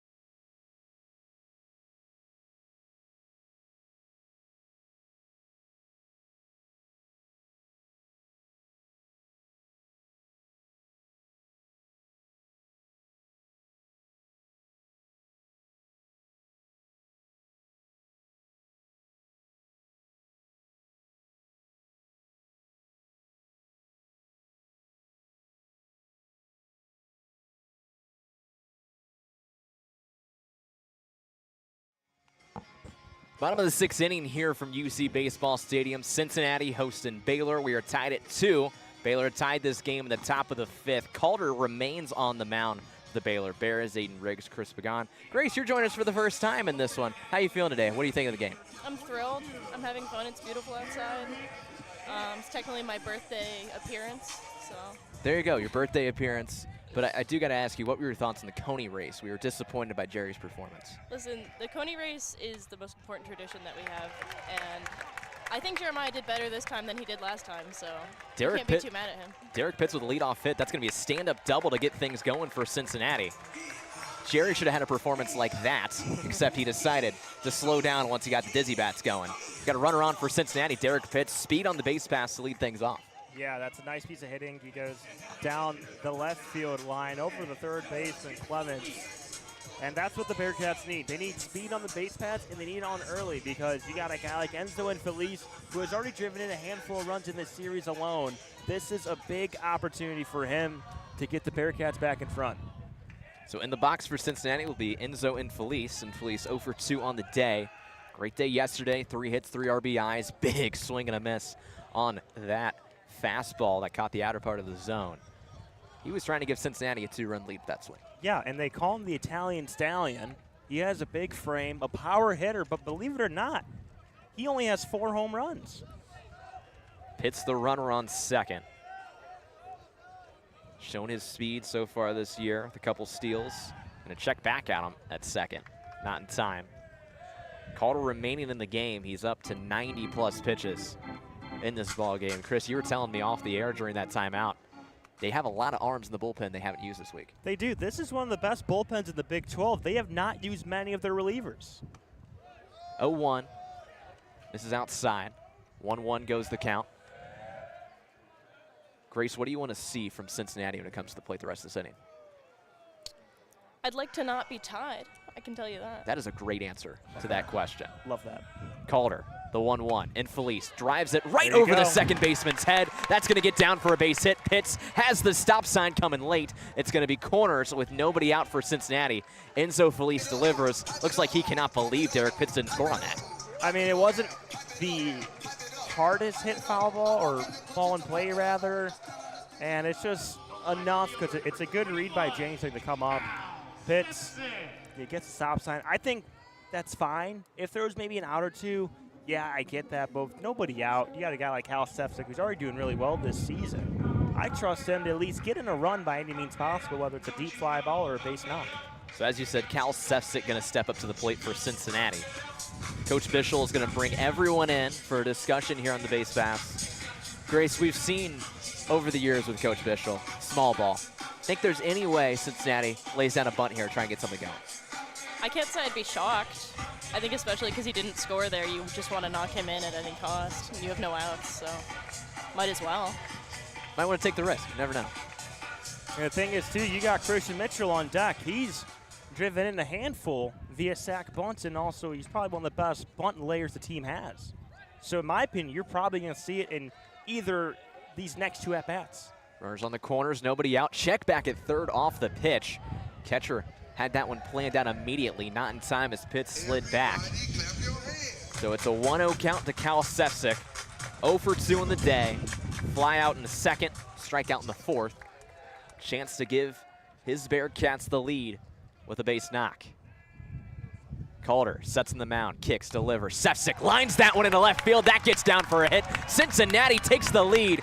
A 1-run RBI single for Cal Sefcik. Derek Pitts scores. 3-2 your score in Cincinnati.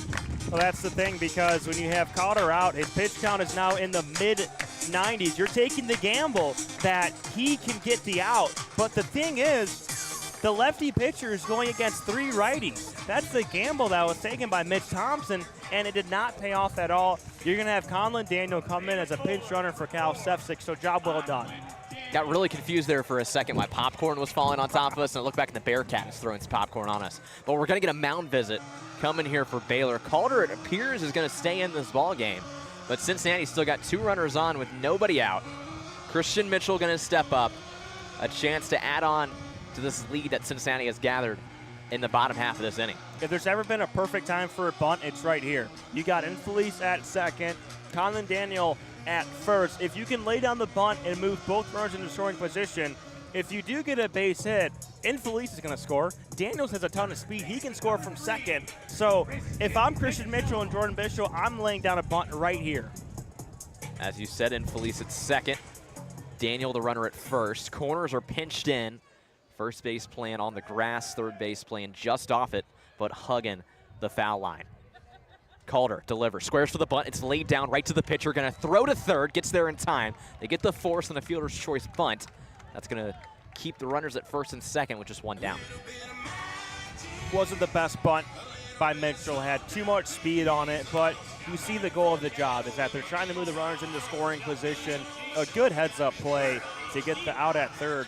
But I'm really surprised Calder is still in here, considering all the righties he's faced so far in this inning. About 95 pitches so far in this one is Ethan Calder. Going to remain in the game. Charlie Niehaus, the batter for Cincinnati. Runners on first and second, 1 down. Niehaus already has a hit in this game and scored a run in the 3rd inning. Time will be called again.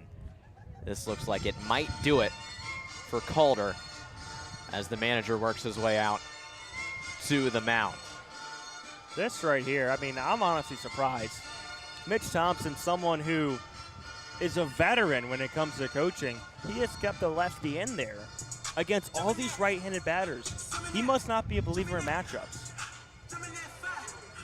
Looks as if it's not going to be time yet. Just another mound visit for Baylor. Calder's going to stay in the game. Through 5 1/3, giving up 9 hits, 3 runs, all of them earned. 5 strikeouts to his name as well. He's going to ride the hot hand, let him ride. Not sure it's so hot right now. You have a couple of hits. Grace, would you keep the pitcher in this situation? I don't know that I want him there. I guess for the Bearcats I do, but I'd probably pull him. Well, the one thing is that the Bears, they are defensively one of the best teams when it comes to turning double plays. They're clearly relying on that right here. Corners pinched in once again. Runners going to double steal, make that just 1 steal. Running from second to third is Daniel. So that's going to make it runners on the corners with 1 down. Mitchell thought about it, got halfway and turned back. Can you believe that's the 2nd steal for the Bearcats in this series?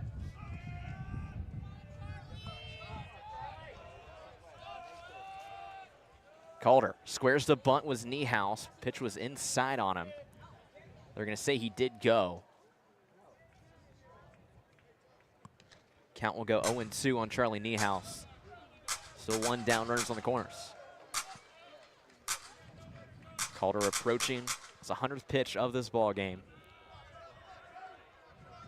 Needs some help here to escape this jam and keep it a 1-run game. Still some movement in Cincinnati's bullpen. So we expect a pitching change in the next inning. Calder kicks, delivers 0-2 to Niehaus. Skied, foul towards the football facility. That one's going to leave a mark. Shout out that guy that's outside the stadium running after that one. He was here yesterday too, I think. Grace, we have an ongoing bit here that we think we're inevitably going to catch a foul ball. Do you think it's possible here? I think it's absolutely possible. Have you been practicing? Oh, we're ready for it. All right.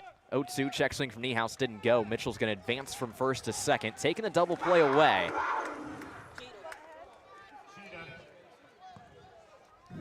That's the first time I've ever heard a PA announcer just say cheetah. First He does time. it every time. Really? Yeah. He Really? didn't do it last time. Yes, he did. Did he Well, actually? we obviously can't hear anything with our headsets on. Calder, the 1-2. Niehaus swings and misses. It's going to retire him and turn the lineup over. 2 down in the inning. Runners on second and third. Here comes Thompson now. That's the call to the bullpen. This is strange, okay? He doesn't go for the matchup when it's a lefty on righty, but the moment it's lefty on lefty, he goes to the bullpen. It's understandable because Sharansky does have 3 hits, but why do you keep your left-handed in against a handful of righty batters? Calder's day is going to end 5 2/3 pitched, 9 hits, 3 runs, all of them earned, 6 strikeouts. And we have a call to the bullpen for Baylor. We'll take a quick break here on Bearcat Sports Radio and return the bottom of the 6th with the Bearcats leading 3-2.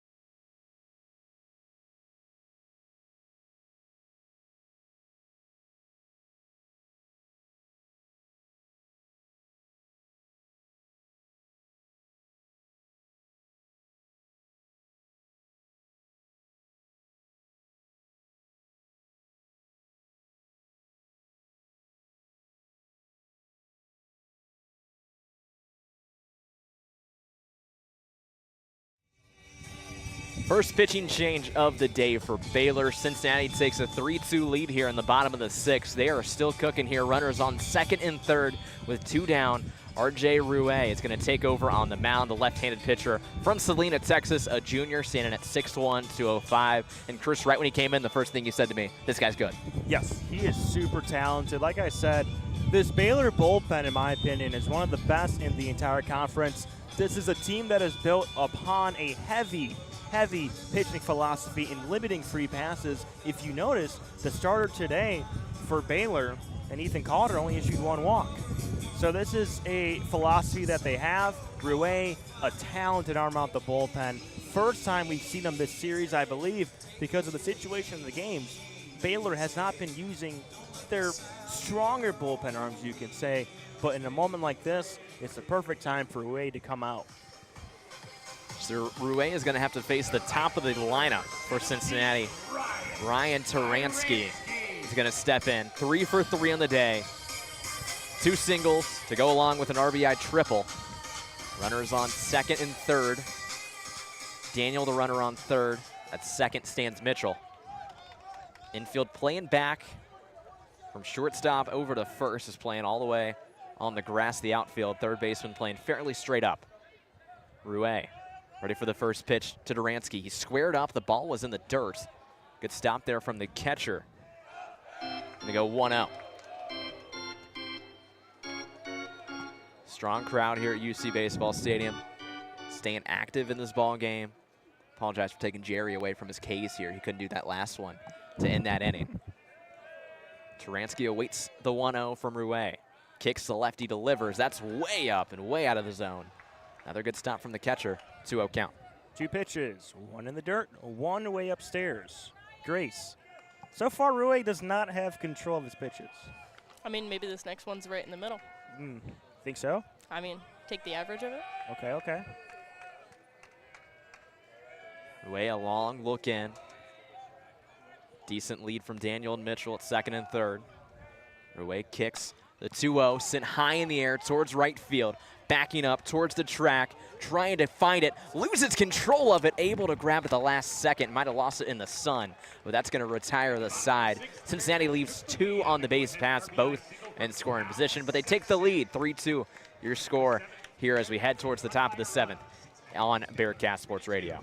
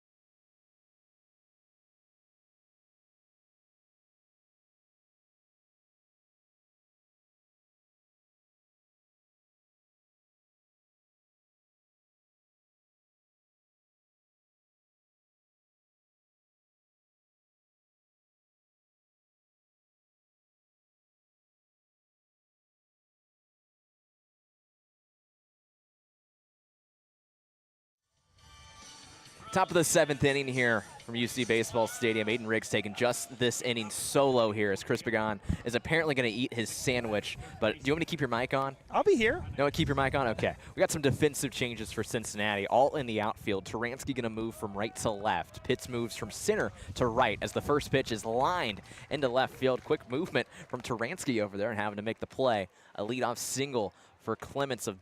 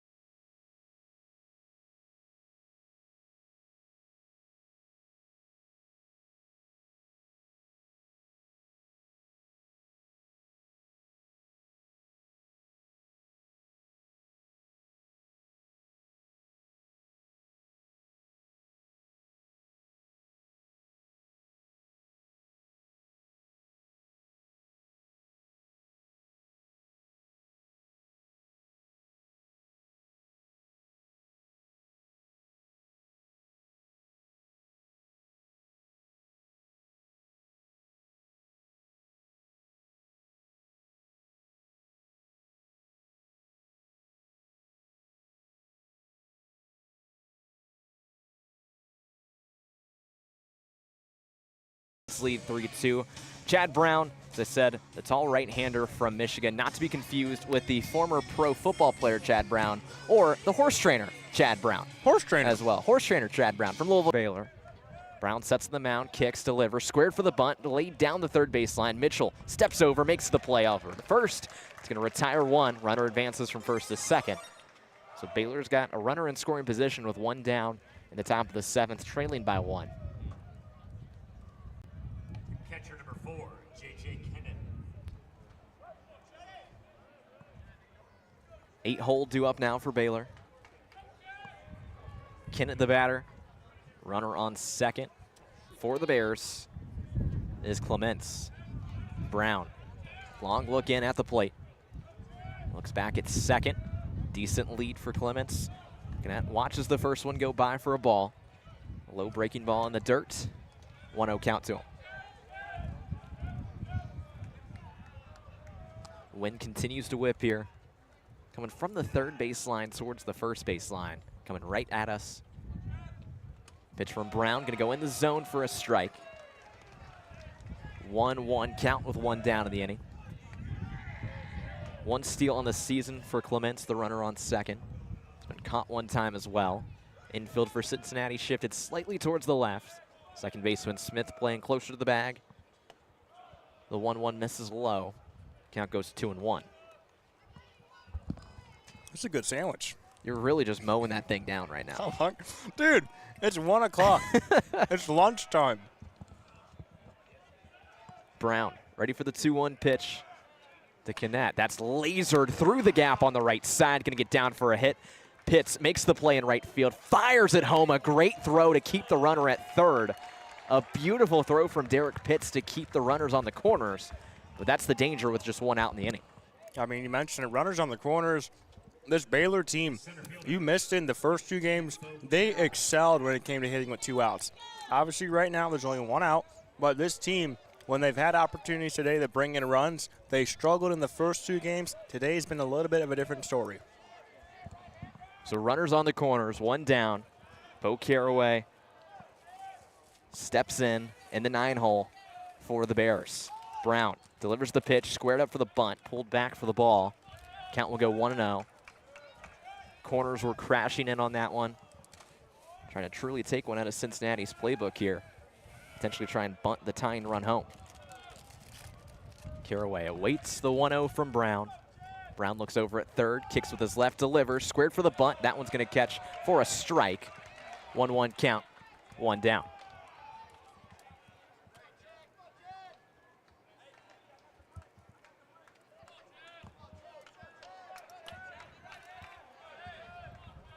Clements, the runner on third. Playing even with the bag over there is Mitchell. The 1-1. Lined up to swing for that one for the first time this at bat. Watched it go by for a ball. 2-1 count. Still just 1 down in the inning. See the mask on the runner at first. J.J. Kennett, the catcher. Runner with more of a softball style helmet. Different from what you usually see. Brown delivers the pitch. Bunt is laid down. Brown not going to have a play at the plate. No play at all. A beautifully laid bunt by Bo Caraway, and we are tied at 3. He laid it down right to where the dirt ends, past home plate. Brown crashed on it, couldn't make the play, and we're tied. How about that? A perfectly placed bunt by your 9-0 hitter in Caraway. Has a lot of speed, raced down the paths. It was a perfect bunt. For J.J. Kennett, I just noticed, like you said, the face mask. He was hit by a pitch in the face in that West Virginia series, and he started the next game wearing that same face mask. Gonna get a mound visit from Cincinnati here for Chad Brown. We do have some movement in the Bearcat bullpen down that left field line. Tough to get a number on it. We'll try and find it shortly. I think it's Dominic Morrow. Usually he's been closing out games for UC. What do you think's going on the mound here? What's the message from the pitching coach? Well, Chad's a freshman, and there's going to be up and down moments, you know, and this entire pitching staff, besides of Nathan Taylor, out of this series has been inconsistent, and you're kind of seeing that right now with the freshman Chad Brown. You got these ups and downs, which is totally normal for a freshman, but probably just a message to calm him down, you know, find your rhythm, hit the zone, do what you're good at. He's a talented player. He can definitely thrive in these situations, but here the Bearcats desperately need 2 outs. Troublesome spot here for Cincinnati. Game tied at 3. The tying run came across the plate off the bunt single from Bo Caraway, and the lineup turns over. Travis Sanders, the leadoff hitter, steps in for Baylor. Brown's first pitch, a check swing that he definitely went on. First pitch strike, a 1 count. 1 down still in the inning. Bearcats gonna look to escape here with a freshman on the mound to try and keep this a tie ball game. Fans stay alive here. UC Baseball Stadium, a beautiful Sunday here in early April. Brown, the 0-1, misses low. Fastball couldn't find the zone, 93 mile an hour. Evens the count at 1-1. Sanders 0 for 3 on the day, 2 strikeouts and a ground out. Looking to reach base for the first time. Look back at second from Brown. Sets, delivers. The 1-1's fouled right into the netting behind home plate. 1-2 hole he will stand in. Go ahead run, stands at second. Wind continues to whip, blowing right at us down this first baseline.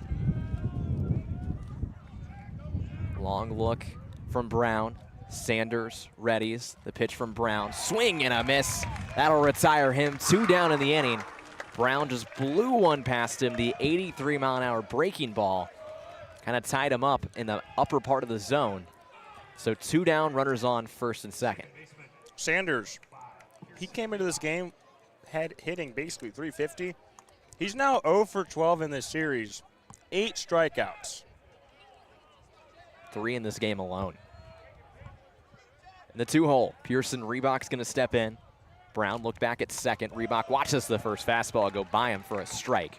94 miles per hour, right over the middle part of the zone. 0-1 count to Reebok. 1 for 2 on the night. Single to lead things off, make that a double in the first inning. Ground out in the 3rd. Walked in his last plate appearance in the 6th. Swing and a miss, that breaking ball in the dirt. 0-2 count, and Tilly was able to stop it. Thought he might have had danger there for a second, but this 0-2 hole to Reebok can allow Cincinnati to escape. The freshman Chad Brown steps on the mound, hoping to find a way out and keep this ball game tied. Look back at second. A lot of movement from the runner. The pitch fouled off, almost takes off the third base coach's head. One of those dangerous foul balls going opposite from the batter. We had one against Kansas, you remember that? We did. Scary, man, scary. 85 off the bat. Not having much time to react to that as he wasn't even watching the pitch. Brown looks in, steps on the mound. 0-2 count, 2 outs, runners on first and second. The pitch, swing and a miss, ball in the dirt. Natilli gathers, throws to first. That'll retire the side, but Baylor ties this ball game at 3. We stretch here in the middle of the 7th and take a quick break here on Bearcat Sports Radio.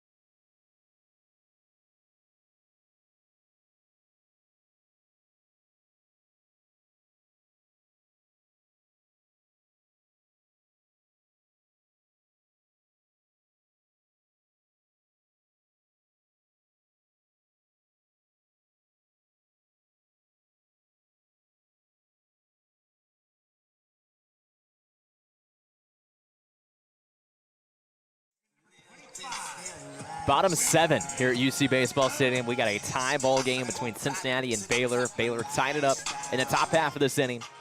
Knotted at 3 between these two Big 12 teams. Cincinnati looking to pull off the sweep here in early April against a Baylor team that has struggled to find their way at the plate so far in this series. Coates check swing on the first pitch that comes from Rui. I'm going to say he went 0-1 count to Quentin Coates. 1 for 3 on the day is Quentin Coates.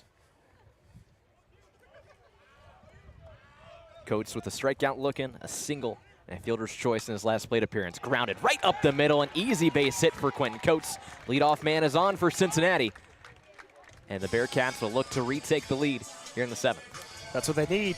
Base runners on early. Coates, yeah, he's known for his power, but this series, he did have that 2-run home run back in game 1, but a couple of hits, singles, doubles, he can do it all, and that's just a good piece of hitting by Coates to get on board. It's going to bring Jackson Smith, the second baseman, up for Cincinnati. Lefty on lefty matchup. Ruiz stands on the mound. Long look over at first. Decent lead for Coates. Kicks, deliver, squared for the bunt. Straight up in the air, back behind the plate. Catcher couldn't find it. Luckily for Cincinnati. Just foul ball. Very lucky. That one hung in the air. And as a catcher for Kennett, he lost it. Couldn't track it initially off the bat. But if he would have found that one, that would have been out number 1 right there. Smith going to step back in.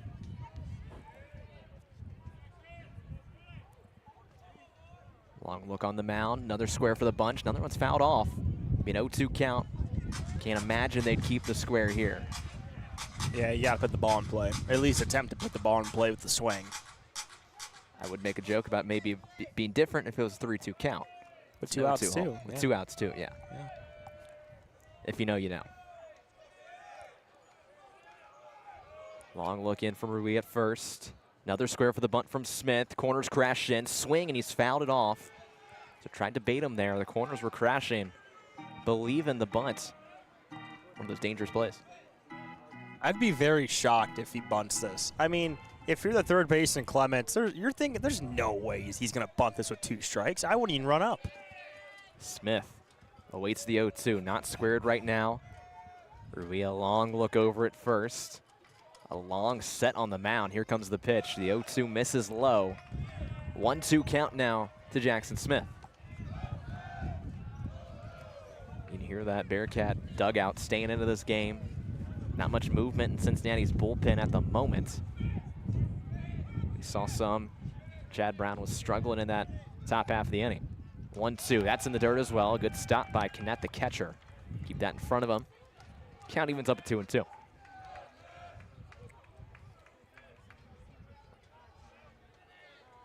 Coates, even though it doesn't appear like it, still has 7 steals on the year. Still a threat on the base paths. As we're going to get a mound visit, and it looks like a pitching change potentially from Baylor. They are going to go to the bullpen mid-at-bat with a 2-2 count. Runner on base, trying to catch Jackson Smith off guard. I see why, because those past 2 pitches, let's take a look at the at-bat. The 2 strikes came from failed bunt attempts. The 2 balls came from pitches that are low in the zone, and I think Baylor just opted for their closer. I think that might be Caleb Bunch. I think that's him. We will wait to see the official number of who it is. That is going to be Caleb Bunch, number 52. The 6'5" right-hander in his 5th year from Keller, Texas. Transfer from Northwestern State. Takes over on the mound, as you said, the closer for this team. I think he's probably the best closer in the conference. Here's the key thing. He's a righty. This Bearcat team, how many times am I going to say it? 7 righties in the lineup. The advantage is going to the pitcher, and he is tremendous. It's very rare for a team to have 2 amazing closers in back-to-back years. Last year, it was Gabe Craig. He got drafted in the 5th round by the Phillies. And this year now, it's Caleb Bunch. It's almost a little unfair if you look at it. But he is a tremendous athlete, and I honestly think that I think you might ride him to this game's over. I was going to say, it's so late in this game, even though you're only in the 7th. Nobody down. You have to imagine they would love for him to stay in this game and use him the rest of the way. 100%. And Travis Sanders, his shortstop says when he sees this guy come out of the bullpen, quote unquote, it's pretty much over. They're that confident in him. It's a high quote for Bunch so far this year. He's got 5 saves to his name, 12 appearances as a whole.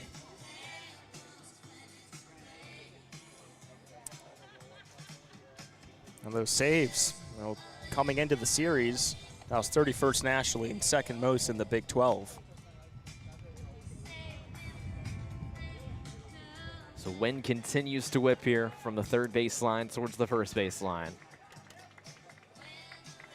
Caleb Bunch takes over on the mound for Baylor.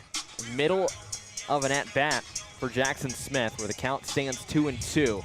Nobody out. The runner on first for the Bearcats is Quentin Coates. 2-2 count. Here comes the first pitch from Caleb Bunch, the tall right-hander, right from the heart of Texas. Delivers. Swing and a miss from Smith. There's your strikeout for Bunch. A breaking ball in the lower part of the zone. He just swung over. I was going to say, for the first 3 pitches that I see from Caleb Bunch is going to dictate how this appearance is going to go. First off, a very filthy breaking ball at, I believe it was 80 miles an hour. These next 2 pitches, I want to see what he does. If there are 2 strikes, it actually might be over. Jack Natilli steps in. Bunch first pitch is a fastball high in the zone, out of it. Goes for a ball. Natilli so far in the day, 0 for 2, a strikeout and a ground out to go along with a walk. Decent lead for Coates at first. The infield plays back towards the grass. Squares for the bunt, lays it down the third baseline, gonna go foul. Natilli saw the opening there with the third baseman playing behind the bag. Couldn't get it down though. It's a good idea, especially with 1 out. Try to advance Coates over to second base. You're kind of in this situation in which you got a star closer on the mound. Not that you can't get hits off of him, but it may be the chances to get runs may be more unlikely. So you have to really take advantage of the opportunities you have with any base runner. This is where Bishop Ball really comes into full effect. Infield remains back. Natilli thought about swinging at that high fastball, is way out of the zone. Another ball. Count goes 2-1. Bunch, as you said, the lockdown guy for this Baylor team. They're trying to steal a game here in Cincinnati from this 3-game series that the Bearcats have dominated in the first 2. Strong starting pitching from Cincinnati. Both starters in the first 2 games going 7 innings apiece. 2-1 finds the zone. 2-2 count to him. Baylor sits right in front of Cincinnati in the Big 12 standings. Baylor in 8th, Cincinnati in 9th. As they all work their way towards Sunrise, Arizona in late May for the Big 12 tournament. Bunch, long look in on the 2-2. High in the air, Natilli sends it down the left field line. Going back on it is the left fielder Johnson. Underneath it as he works back towards his left, makes the catch. And that's going to do it for Natilli. 2 down in the inning, runner remains on first. Yeah, he really skied that one to left field, exit field 100. That's where the wind's blowing in from. You can argue maybe if there wasn't much wind, it may have had a chance, but I think he didn't really get the sweet spot of the bat. If he did in this condition of wind, that would have left, but may have gotten a little bit off the end of it, you can say. I was going to say he probably got underneath that one a little bit more than needed to. Derek Pitt steps in, 2 down, runner on first. Bunch first pitch to him is lasered towards center field. Going back on its Caraway at the track. That ball stops and the catch is made. Pitts tried to line it up. It was a great swing. Couldn't quite get enough on it, and that retires the side. We remain tied at 3 between Cincinnati and Baylor right here in Cincinnati.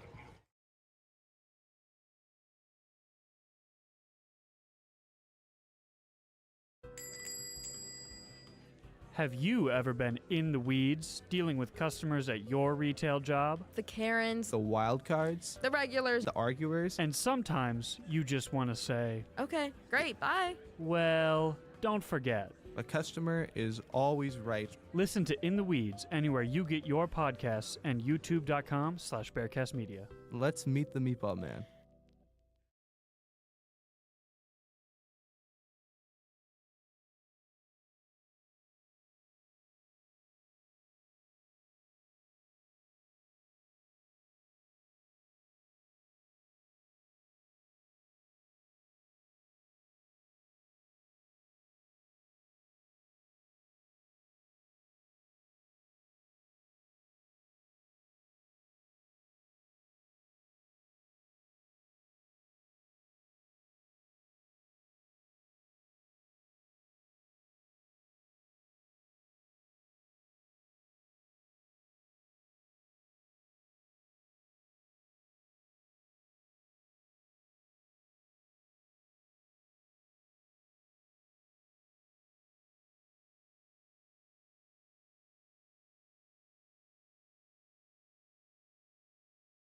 Oh.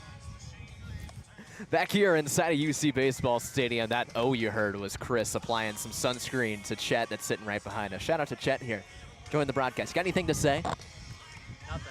Nothing to say. We've had a couple guest appearances in this game so far. I think you're the 4th guest appearance we've had. But the game remains tied at 3 between Cincinnati and Baylor. Top of the 8th inning between the Bears and the Bearcats. For the Bearcats, or for the Bears rather, as they come up to the plate here. Right fielder Janusek is going to step in. Janusek so far today, 2 for 3. Single and a double to go along with a strikeout in the last inning. Take a look at the wind all over the place, still going wild out there in the outfield. You take a look at that flag out in right center. Chad Brown still on the mound for Cincinnati. First pitch to Janusek outside the zone for a ball. 1-0 count to him. There's a plastic bag just floating through the air right now. That's what you were pointing to. When you see those, that's when you know it's really windy, when you have the plastic bags going through. Brown, the 1-0, big swing and a miss from Janusek. Breaking ball, outer part of the zone, couldn't line up. Count evens up at 1-1. Beautiful day here on campus in Cincinnati. Bearcats wrapping up a 3-game homestand. They'll be right back here. Really, they'll stay home for their next game on Tuesday. They host crosstown rival Xavier. 1-1 is fouled off, making the count go 1-2. For Baylor, this is their first flight trip of the year. Really? Yeah. One of those advantages of playing in a market like Texas. Yeah, they've only made one trip prior to this outside the state, and it was at Oklahoma State. Everything else has been in the state of Texas. It's an impressive little nugget on the Baylor season as that ball's grounded towards Charlie Niehaus. He rushes in on it, throws it across the diamond, records the out to Quentin Coates. 1 down in the inning, and that's going to bring up Tice Armstrong for this Baylor squad. Well, that's huge because Niehaus yesterday had an error in that game, and those ground balls, when they're softly hit and you have to charge up and make the play against a speedy person like Janusek, it's not easy. So good job to Niehaus. Cool, calm, collected, made the play.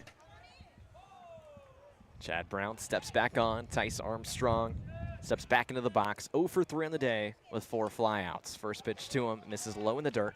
1-0 count to Armstrong. Not much movement in Cincinnati's bullpen down the left line. Little body is up, just getting stretched out. Looks like this will be Chad's game for the foreseeable future. Big swing and a miss on that 1-0 pitch. Makes the count go 1-1. Breaking ball in the lower part of the zone. He couldn't line up. I think you might see Dominic Morrow. It depends how Brown does this inning. I'm not exactly sure. The 1-1 to Armstrong. That misses just off the plate.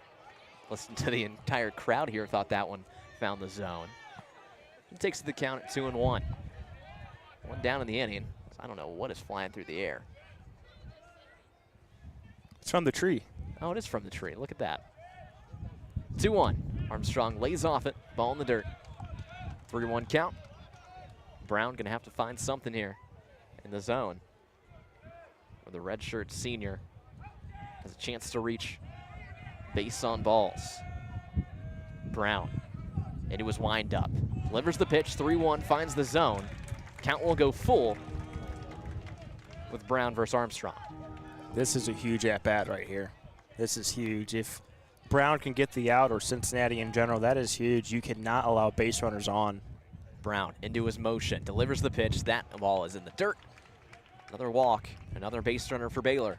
Go-ahead run will stand on first with 1 down in the top of the 8th. You know, both teams have done really well not allowing free passes when it comes to issuing walks. That is only the second one, I believe, today for Cincinnati that they've issued, and it's vice versa for Baylor. I think they've only issued 1 walk today. So Baylor, it looks like it's going to have a change here with a pinch hitter. Dylan Perez stands on the on-deck circle. Looks like he is going to replace Snow. So Dylan Perez, the freshman from Bourne, Texas. Standing 6 feet tall, usually playing in the outfield. Pinch hitting in the designated hitter spot for Hunter Snow. Yeah, Perez, 2 of 6 this series. 2 of those hits came off of Nathan Taylor in his first career start on Friday. It's an impressive thing to add to your resume there. As Brown Delivers the pitch. It's fouled by Perez. 0-1 count to him. More movement in Cincinnati's bullpen. Keep an eye on that. Looks like that might be Morrow once again. Brown, quick look over at first. Sets in the mound, ready for the 0-1. Big swing and a miss from Perez. Quickly finds himself in an 0-2 hole. That swing, it looks like he is trying to give his team the lead. Yeah, and the way this Baylor team is, they're young. They're not really a power-hitting team. They're really good when they put the ball into play, use their speed to advantage. They do not need to slug the ball. Brown delivers the 0-2. Runner went halfway and turned back. It was a ball in the dirt. Count goes 1-2. Runner stays on first with 1 down. I think the plan is to use Brown to finish off this inning and bring in Dominic Morrow, who's kind of been the closer for this team the past couple of weeks, have him come in the 9th. 3-3 is the score, top of the 8th here in Cincinnati. Brown delivers the pitch, ball in the dirt. Count evens up at 2-2. Perez, the pinch hitter for Baylor. One of the many local kids from Texas on this roster. 31 to be exact. 31. Of the 37. Look at that. From Texas. A lot of home state pride down there, staying right where they are.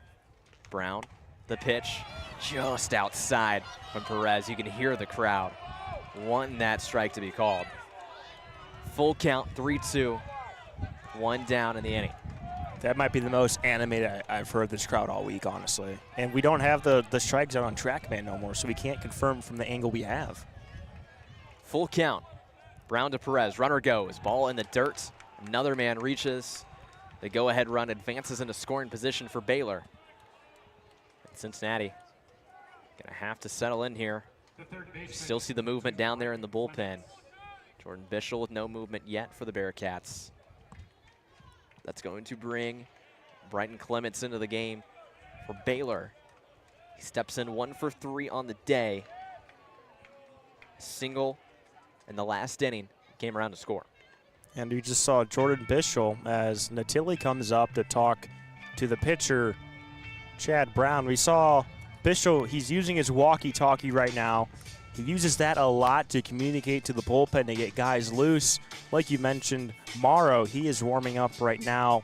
Not seeing anybody else, so maybe some strategy talk over to the bullpen to buy some time here. But, you know, we talk about the inconsistencies that has been prevalent this entire series for Cincinnati on both ends. But so far today, it's been the pitching. And from Chad Brown, he's a young guy. He has these waves go up and down, but you'd probably imagine a very thin leash for Brown right now. So Clement steps in. Runners on first and second. Still 1 down in the inning. As you said, Chad Brown, after that visit from Natili, a long look in at his pitch comm. And Jordan Bishel now is going to come out, and it looks like make the change. That might have been strategy from Bishel just to keep getting the guys warmed up in the bullpen. Dominic Morrow looks like will come in for Cincinnati. So we will take a quick break here on Bearcat Sports Radio. Tie ball game between Cincinnati and Baylor. Go-ahead run stands on second for the Bears.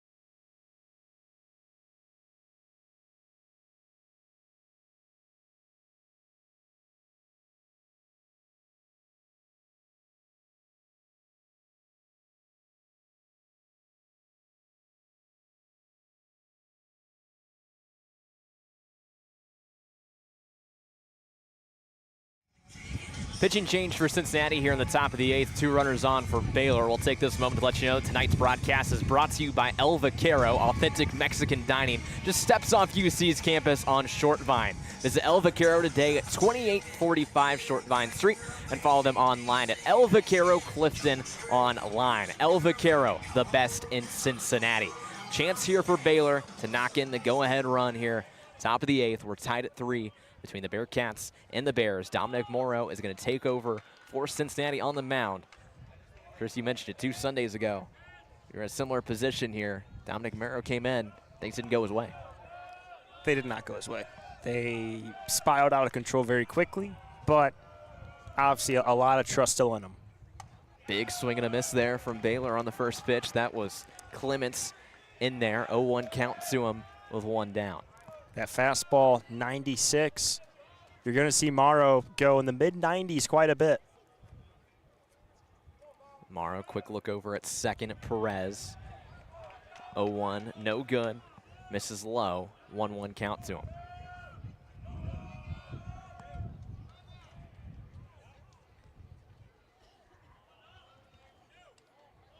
Looks like there's an extra ball on the field. Right by Baylor's dugout. Wonder if the kid right there dropped it. It seems like he might have.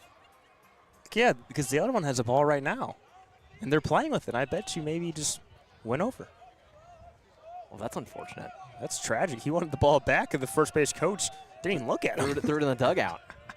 Well, it's a 1-1 count to Clements. He lines that one right to the shortstop. Niehaus can't make the play. It's a mess all around. Cincinnati has a chance to get a double play. The force at second. It is in a rundown at second and third. They call him out. That, I think, is a double play for Cincinnati. Yes, that's a double play to end the inning. Yeah. The Bearcats get lucky. So we're going to go L6, and then he tapped. No. It was a drop. 6-4-5. Because if there's runners on first and second, he dropped it. He touched on second, right? I'm not sure if he applied the tag too, but he touched on second. The runner got the third. The player might have a case because then the force out is in play. You have to get the tag since the runner on second's out. If they would have went to third then second, that's fine. But because they went on second first, I believe you have to tag that runner out on his way to third. And the umpire, who was at third base today, in David Buck, he called him out when he touched the bag. And then the runner gave himself up. Bearcats made the tag, but what a wonky play. So a wild sequence there to end the top of the 8th. We're going to head to the bottom of the 8th at the tie ball game. Tied at 3 between Cincinnati and Baylor. We'll take one last quick break here on Bearcat Sports Radio.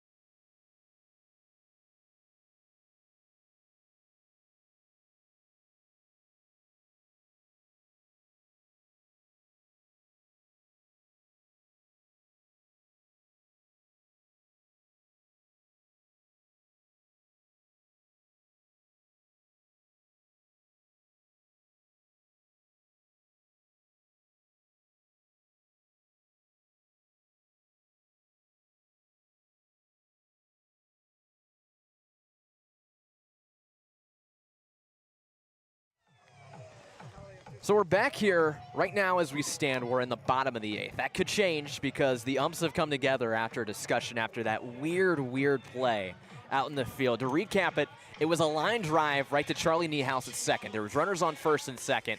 Niehaus drops the ball. First thing he does is flips it to second to where we think he should get a force out for the runner that was originally on first because it was a dropped line drive. That then would make it a tag and have to, for the runner that was on second, trying to advance to third. The runner, as you said, gave himself up, but the ump over there was saying it was a force out. They're going to take Baylor back to the dugout, and here comes Coach Bischel. Yeah, and I think that this is the right call right now because we got two umpires, each talking to each manager. Like you said, Niehaus dropped the line drive. He then, because there were runners on first and second, he got the ball, he tapped on second base. That is an out. And then because of that, that means the force out is in play for Armstrong, who is on second. He works his way to third base.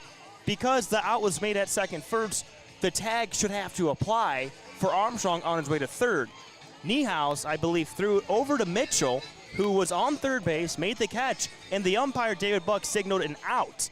Because of that, the runner in Armstrong gave himself up. He thought, wait, what? You called me out? He gave himself up, and the Bearcats made the tag. But that right there is a wonky play, and Bischel, this is upset. a great picture because you have all four umps talking to both managers at one time. They're split two apiece. Bischel has given them everything he's got right now, and I still don't think Baylor's manager is necessarily pleased. Not at all. This is a wonky play. I mean, in my opinion, I think this was a missed call by the third base umpire, by David Buck. And it's not like a missed call that you missed it. It's just a very wonky play that, some abnormal stuff happened. And Bischel, he is really livid right now. And on the other side, you got Mitch Thompson. He's a little more calm on the nonverbals, but he's still making an argument too. And I think the umpires they might be siding with Baylor that the Bearcats should have to take the field again with two outs. And it really does look like Cincinnati's going to come back out. It'll be interesting to see where the base runners are placed. But Baylor is going to go back out with the runners on the base paths. Bischel cannot believe it. He is still going at these umpires.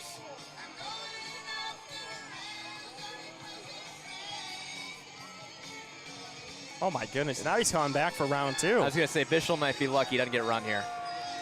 We saw that happen in the Arizona State-Utah game. You had 3 players ejected in the 9th inning on Friday. But, so right now, Armstrong, he's back at second. This is going to be interesting to figure out where everyone is going to be. Remember, there was 1 out before the play happened. If I had to make an assumption here, I think you're going to have, I'm going to say probably it's Clements at first base. And then Armstrong, he's going to stay at second. Perez, he was out because Niehaus tagged on second base. Perez was at first base. Because he dropped it, all Niehaus had to do was touch on second base. That puts Perez out. So it's going to be 2 outs, top of the 8th. Armstrong at second, Clements at first. And even though the fans are upset, this is the right call because David Buck should have not called out the runner when Mitchell touched on the bag. So this is a mess. Very.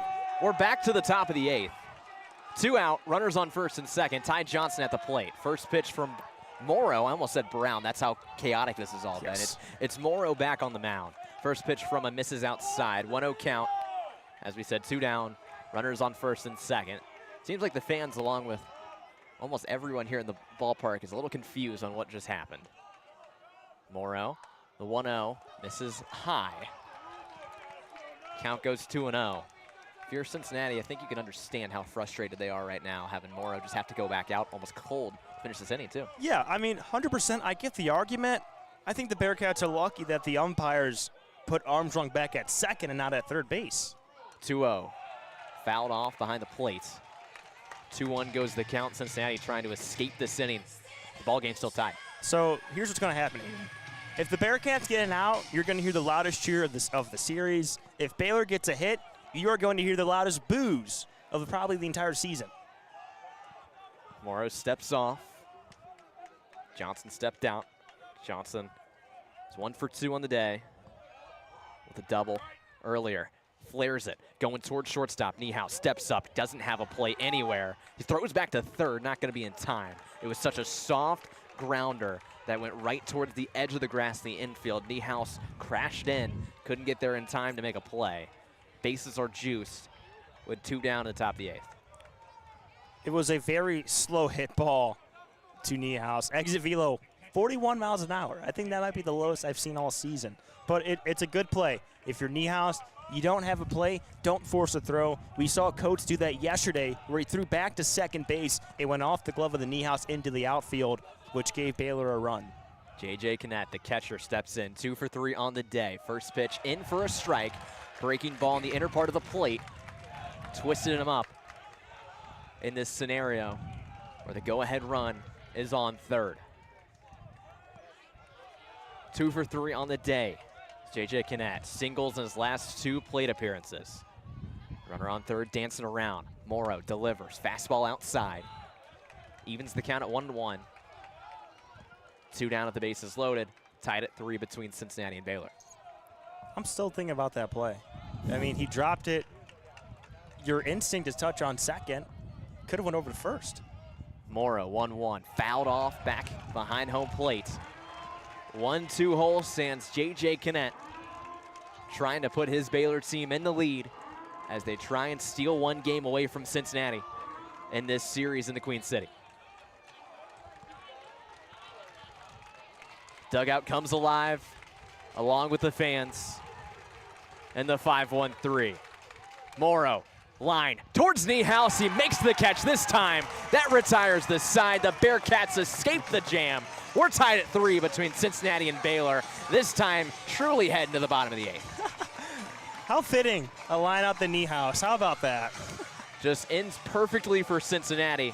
For the Bearcats, they will come to bat, tied at 3 with Baylor in the bottom of the 8th after this quick break on Bearcat Sports Radio. Have you ever been in the weeds dealing with customers at your retail job? The Karens, The wild cards, the regulars. the arguers. And sometimes you just want to say, Okay, great, bye. well, don't forget. A customer is always right. Listen to In the Weeds anywhere you get your podcasts and youtube.com/BearcastMedia. Let's meet the Meatball Man.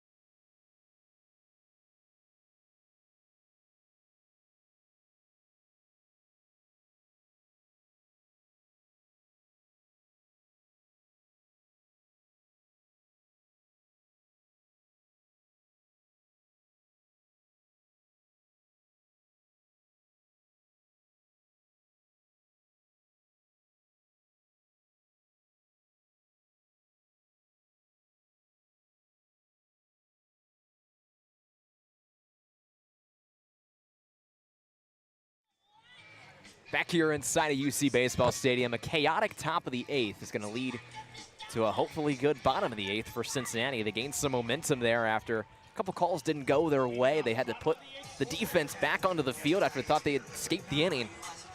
But Morrow escapes a bases-loaded jam, and the Bearcats come up to the plate with 6, 7, 8 due up. Enzo Infelice to lead things off for the Bearcats. 1 for 3 on the day.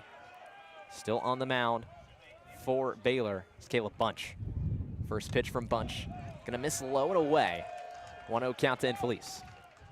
Still, I've never seen anything like that before, at least here at UC Baseball Stadium. It was chaotic, might have been an understatement, I say. 1-0 count to Infelice. The pitch from Brown is sent off the middle. A base hit for Infelice. Kind of messed me up there. I was shocked that ball got through. Diving for it was Saunders. He couldn't get there in time. It's going to be a base hit for Infelice to lead things off. Runner on first, nobody out.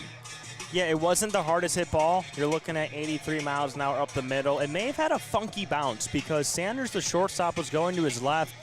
Maybe the timing threw him off because he seemed, I don't know if late's the right word, but he may have misjudged it and it went by him.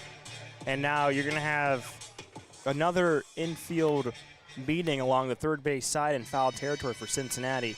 The thing is, this is a spot where Cal Sefcik would usually be, but now they brought in Conlon Daniel as a pinch runner, and Sefcik's last at bat. Obviously, Sefcik has the better bat right now when it goes against Conlon Daniel, but probably imagine a bunt here. Daniel, a really fast guy, someone who could lay down a bunt. The question is, how well do you hit it? Can you hit it well enough in which Infelice gets a second? That's the main question. Daniel on the season batting .240. OPS of .668. Bunch listening to his pitch comm. Now he steps onto the mound. Corners pinch in deep. First pitch was high. Corners pinched in about as far as I've ever seen corners pinch in before the pitch. About halfway between home plate and first base / third base side. You're running in about 45 feet, you can say. That's, you've seen sometimes in which people forget the bunt and just hit a line drive. Yeah, try fielding a 90-mile-an-hour ball at you 45 feet away. Corners continue to pinch in. Bunch delivers, squares for the bunt, laid down by Daniel. It's played by the catcher, throws it to first, gets him in time. Runner advances to second. That's Infelice, the runner. 1 down in the inning. Job well done. That's exactly what was needed to happen, was can you move Infelice into scoring position. At first, it looked like a really good bunt. You know, it wasn't hit a ton. It was bouncing a little bit. Kenneth, the catcher, had to come up and make the throw over to first for the out. But now you have Infelice in scoring position. Here's a big chance for Christian Mitchell to really get out of that slump. This is a real chance to get some confidence back into his bat. Sack bunt there for Daniel. 1 down in the inning. Runner on second is Enzo Infelice. Tied at 3 between Cincinnati and Baylor in the bottom of the 8th. Bunch looks back at second, delivers the pitch to Mitchell. Breaking ball in the outer part of the zone for a strike. 0-1 count to Mitchell. Stands 0 for 3 on the day. A strikeout, a couple flyouts to his name. Mitchell, 2 for his last 33. He needs this hit badly. Definition of someone who is due. Bunch look back at second. Mitchell, big swing and a miss. Another breaking ball in the same exact spot. Couldn't time it up. And Bunch has him in an 0-2 hole. Yeah, this is a tough ask when you go against a guy like Caleb Bunch, one of the best closers in the conference. But a chance. This is all you need, is a chance for Cincinnati. Bunch looks back at second. The 0-2 pitch to Mitchell. Misses outside. Baylor dugout wanted the call, not going to get it. 1-2 goes the count. Bunch, as he's done after about every pitch, steps off the mound, puts his glove up by his ear to hear his pitch comm. 3-step lead for Infelice at second. Infield shifted towards the left. Breaking ball in the dirt. Mitchell lays off it. 2-2 is the count. 1 down. Bottom of the 8th. Runner on second. Tied at 3 between the Bearcats and the Bears. I think the big question is, if you're Caleb Bunch and head coach Mitch Thompson, how far do you let him ride? We probably assumed he'd go the rest of the game. His pitch count, I believe, is now in the lower 20s. Might be interesting for a closer. Going to check back at Infelice at second. He had a decent lead, gets back in time. High pressure scenarios, as you said. Bunch has stepped up before, hoping to do so again. Looks back at Infelice at second. Kicks with his left, throws with his right, swing is put on it, hit towards the left field wall. Back on the track to make the play is Johnson. Makes the grab. Infelice stays at second, 2 down. Mitchell didn't quite get enough on that one. Came off the bat at 84. Traveled 312 to the wrong part of the park. Yeah, breaking ball too, 81 miles an hour. It's a good pitch by Bunch. Probably didn't want that one to go through the air, but regardless, it's an out. And now here comes Charlie Niehaus for Cincinnati. Niehaus sitting out of the 9 hole for the Bearcats. It's a single and a run in the 3rd. A strikeout and a flyout ever since. Look back at Infelice at second. Niehaus swings at the first one, fouls it off. Back behind the plate. Infield plan fairly straight up, maybe a little bit back as the second baseman plays just on the grass. I'm looking at Bunch's stats against Oklahoma State in 3 innings. He threw 63 pitches. The 0-1 to Niehaus, breaking ball down low. So as you said, a guy that can go the distance if needed, even though he's filling that closer role. 100%. I mean, I'm looking at it. You're seeing a lot of stuff in the 20s and 30s and 40s. This is a guy, yes, he's a closer, but you can use him for 2, potentially 3 inning saves. You don't see that often at all. Decent lead for Infelice. The 1-1 misses low. Count goes to 2-1 for Niehaus. Catcher slowly walks up, throws it up there to Bunch to calm him down. Going to get a visit from the pitching coach for Baylor. We've had a lot of mound visits in this game. Baylor going to now have just 2 remaining. Make that 3 as my stats update as I say that. This for Baylor, their pitching coach, Sean Snedeker, he's one of the best in the country, I think. His impact that he has on this pitching core for Baylor is absolutely incredible. They have made a huge impact, and they now rank inside the top 3 nationally in 4 different categories last year in walk rate, whip, strikeout the ball ratio, and ERA. This team in a year saw their ERA drop from 6.5 to 4.5 in just 1 year. Bearcats have gotten 11 hits on them so far today, but have left 8 stranded. And Felice, the go-ahead run, stands at second. Bunch, the pitch to Niehaus. That's in for a strike. Deuces are wild on the scoreboard. 2-2 the count. 2 outs. Runner on second. Bottom 8. Tied at 3 between Cincinnati and Baylor. Bearcats look to take a lead for the first time since the 6th inning. Bunch, the 2-2. Niehaus swings, sends that to center field, going back towards the right center gap. The right fielder's going to get underneath that. Janicek grabs it. That retires the side. The Bearcats leave another runner in scoring position. So far today, the Bearcats are 3 for 10 with runners in scoring position. We'll head to the 9th inning, tied at 3 between Cincinnati and Baylor.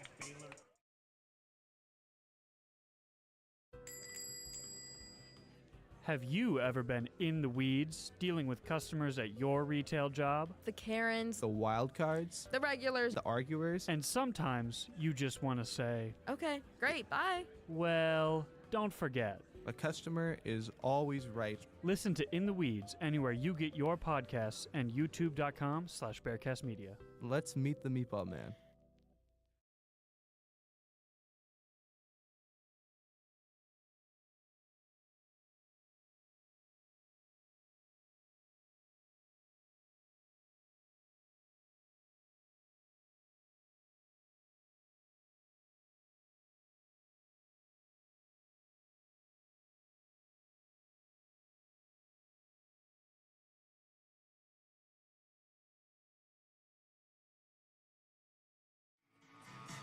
Top of the 9th here at UC Baseball Stadium. The Bearcats closing out this series against the Baylor Bears. Bearcats won the opening 2 by pretty decisive numbers. First one going in their favor, 11-1. Second game yesterday going in their favor, 8-0. This one tied at 3. Late in this ball game, been some chaotic moments in this game to say the least between the 2 teams. We had that mess in the top of the 8th. The Bearcats thought they escaped the inning, then had to come back out to finish it. But Dominic Morrow is going to stay on the mound for this 9th inning. Going to have 9-1-2 due up for the Bears. That is a strong part of their lineup. So far, you've had 2 RBIs scored by this man that steps up, Bo Caraway. Yeah, and right now looking at the UC bullpen, nobody is warming up, it looks like. You do have somebody in there that may be, getting a little bit loose just to stay fresh, but it looks like it's going to be Morrow the rest of the way. Caraway steps in. 1 for 3 on the day. Had a bunt RBI in his last plate appearance. The first pitch from Morrow misses low. 1-0 count to him. And this is the type of game that I thought we were going to see the entire series. Low scoring, pitching duel, not many hits. Caraway awaits. Pitch to him goes in. 1-1 now is the count. Fastball caught the higher part of the zone. Caraway on the season bat in 205. 4 RBIs, as I said, 2 of them coming in this game. Corners pinch in for Cincinnati. Morrow delivers the fastball high. 88 miles per hour at eye level to Caraway. 2-1 count, tied at 3. Bearcats and the Bears. Final game of the series here in the Queen City. Morrow kicks with his left, throws with his right. Ball is flaring out towards the left fielder. Trying to make a grab on that one was Taransky. Gets past him and goes into the corner. Caraway rounding second. He's going to round third. Stop sign goes up. He's got a base hit. Depending on how that's ruled, could be an error, could be a triple. But either way, Baylor's got a runner on third with nobody out in the top of the 9th. The most crucial thing right there, the speed of Caraway. He is one of the fastest guys on the team. He flared it out the left field. I think Taransky might have misjudged it. He kind of went back a little bit, then he sprinted forward, tried to lay out and make the catch, and he couldn't do it. It's one of those situations for Cincinnati, which you needed a crucial 3 up, 3 down. But the 9-hole hitter is on board at third base, and now the lineup flips over for the Bears. Leadoff man of Sanders, the shortstop steps in. It is ruled a triple for Caraway. He's the runner on third, nobody out, tie ball game. Sanders watches the first one go by for a strike. 0 for 4 on the day, 3 strikeouts, and a ground out in the third inning. Big pressure moment for Morrow on the mound. Infield playing in, just on the edge of the grass. Morrow's pitch. This is outside. Their fastball goes for a ball. As crazy as this might sound, I don't think Sanders is going for a bunt. He's not indicated a bunt at any time in this at-bat. I think he's looking to swing the bat. And when you're 0 for 12 in a series, you desperately want to hit. One of the strongest overall hitters for this Baylor team. Grounds that one right up the middle, off the mound. There's your RBI, and there's your lead for Baylor. Was crushed right at Morrow. Caught the mound, took an awkward bounce over second base. Baylor scores. 4-3 is your score in the ninth. Yeah, no defensive alignment for Cincinnati was going to stop that one. Exit velo 105 right up the middle. Like I said, he was not indicating bunt at all, and yet UC still played it straight up. But regardless, it starts with the small things. And a play like that in left field, if you make the out, this doesn't happen. But Baylor, when it's mattered, they've gotten hits and they've drove them in. So the runner stands on first for Baylor. They now lead 4-3. Baylor scoring a single run in 4 different innings. Compared to Cincinnati coming into this game had scored multiple runs every time they had scored an inning. Now after their 1 run in the 6th, that streak is over. But still incredible. I mean, Cincinnati, no doubt, has looked like the better team the entire series. Their offense today, you go against a lefty in Calder. You got 7 righties you think would be pretty cool, but Calder did a really good job. Here's Reebok stepping in. The left-hander squares for the bunt, pulls back, but it was a strike. Runner on first is Sanders. 10 steals on the year. He's been caught 1 time. He's scored 27 runs for the Baylor Bears. Morrow steps back on the mound. Corners pinching in case another bunt attempt from Reebok. He squares for it. Gets it down off the home plate. Going to be a foul. We'll try again. If there's any positive, UC as top of the order in the bottom of the 9th. It will be 1-2-3. Due up for the Bearcats. A deadly lineup that has shown it can strike at any moment for the Cincinnati team. Morrow looks back at first, sets on the mound. Ready for the 0-2. Line right up the middle. That's another base hit. Going to go into the gap on the left side. Center fielder plays it. That's Daniel. He throws it in. That is a stand-up double for Baylor. They've got 2 runners on with nobody out, and they're both in scoring position. This is dangerous. I think the damage might already be done, to be honest. You got runners on second and third. It's top of the lineup, and nobody out. I hate to say it. You got a guy in Brady Janusik who's the star of this team, and to be fair, to say he's been kind of quiet. I don't want to speak nothing into existence, but what an opportunity it would be for him to make some damage in this game and really blow it open. Going to get a mound visit here for Cincinnati. Talking things over with Morrow. Depending on how the rest of this inning goes, Chris, we might not be allowed to ever do another Sunday afternoon game together again. Well, the good camera news, going down behind you. Oh my goodness. I will go Yeah, you might adjust want to that. fix that for Yeah, him. I will adjust that. Oh, he might got it. I think he's got it. Okay. We're all good. All right. Wind continues to pick up, as you can hear here on our microphones.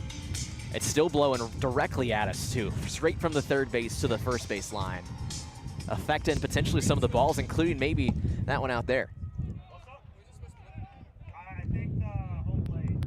So you can hear Chris helping people figure out what's going on with the camera that went down. Now we're going to get a talk from Baylor with their batters. So after Cincinnati had the mound visit, still a guy getting warm for Cincinnati down there in the bullpen. Tough to tell who that is. I think it might have been 39. Pulling out the binoculars to truly. Dylan Schuler. Dylan Schuler, there you go. So keep an eye on him. The senior from Illinois. A transfer from Illinois, Chicago. might be put in at some point in this game. How Morrow has been pitching right now, you almost feel like it could be coming soon. Two things. You mentioned not ever doing a Sunday game again here. This is our last Sunday game together. It is. So we won't have that problem in 2 weeks. The other thing, how about the 9th inning blown saves by Cincinnati in the past couple weeks? Very We don't need to talk about 2 weeks ago against Kansas. I think everyone listening might remember that one. As Morrow steps on the mound, ready for the pitch. The first one, Janisek misses low. 1-0 count, runners on second and third. Infield pushed in on the grass. Second baseman Smith playing almost even with the bag on the right side of the second base bag. Still a left-handed or right-handed shift. Grounded right to the gap on the place where he would have been if he was playing his position. That's going to score 2 runs for Baylor. Throw to second, not in time. Janisek gets an infield double on that grounder that made its way through the hole on the right side. Baylor leads by 3 in the 9th. Seriously, like, what are they doing? Did any indication in that at bat did Janisek show bunt? Not at all. Why are you playing in? He hasn't shown bunt. He's a 3-hole hitter. He's going to put the ball in play. He wants to swing the bat. That's exactly what he did. And he bounced it to where Jackson Smith would have been for the first out. And that is going to do it for Morrow. 3-run score in the 9th. Cincinnati will go to the bullpen one more time. And they're going to bring in Dylan Schuler. We'll take another quick break here on Bearcat Sports Radio. Baylor leads 6-3 over Cincinnati.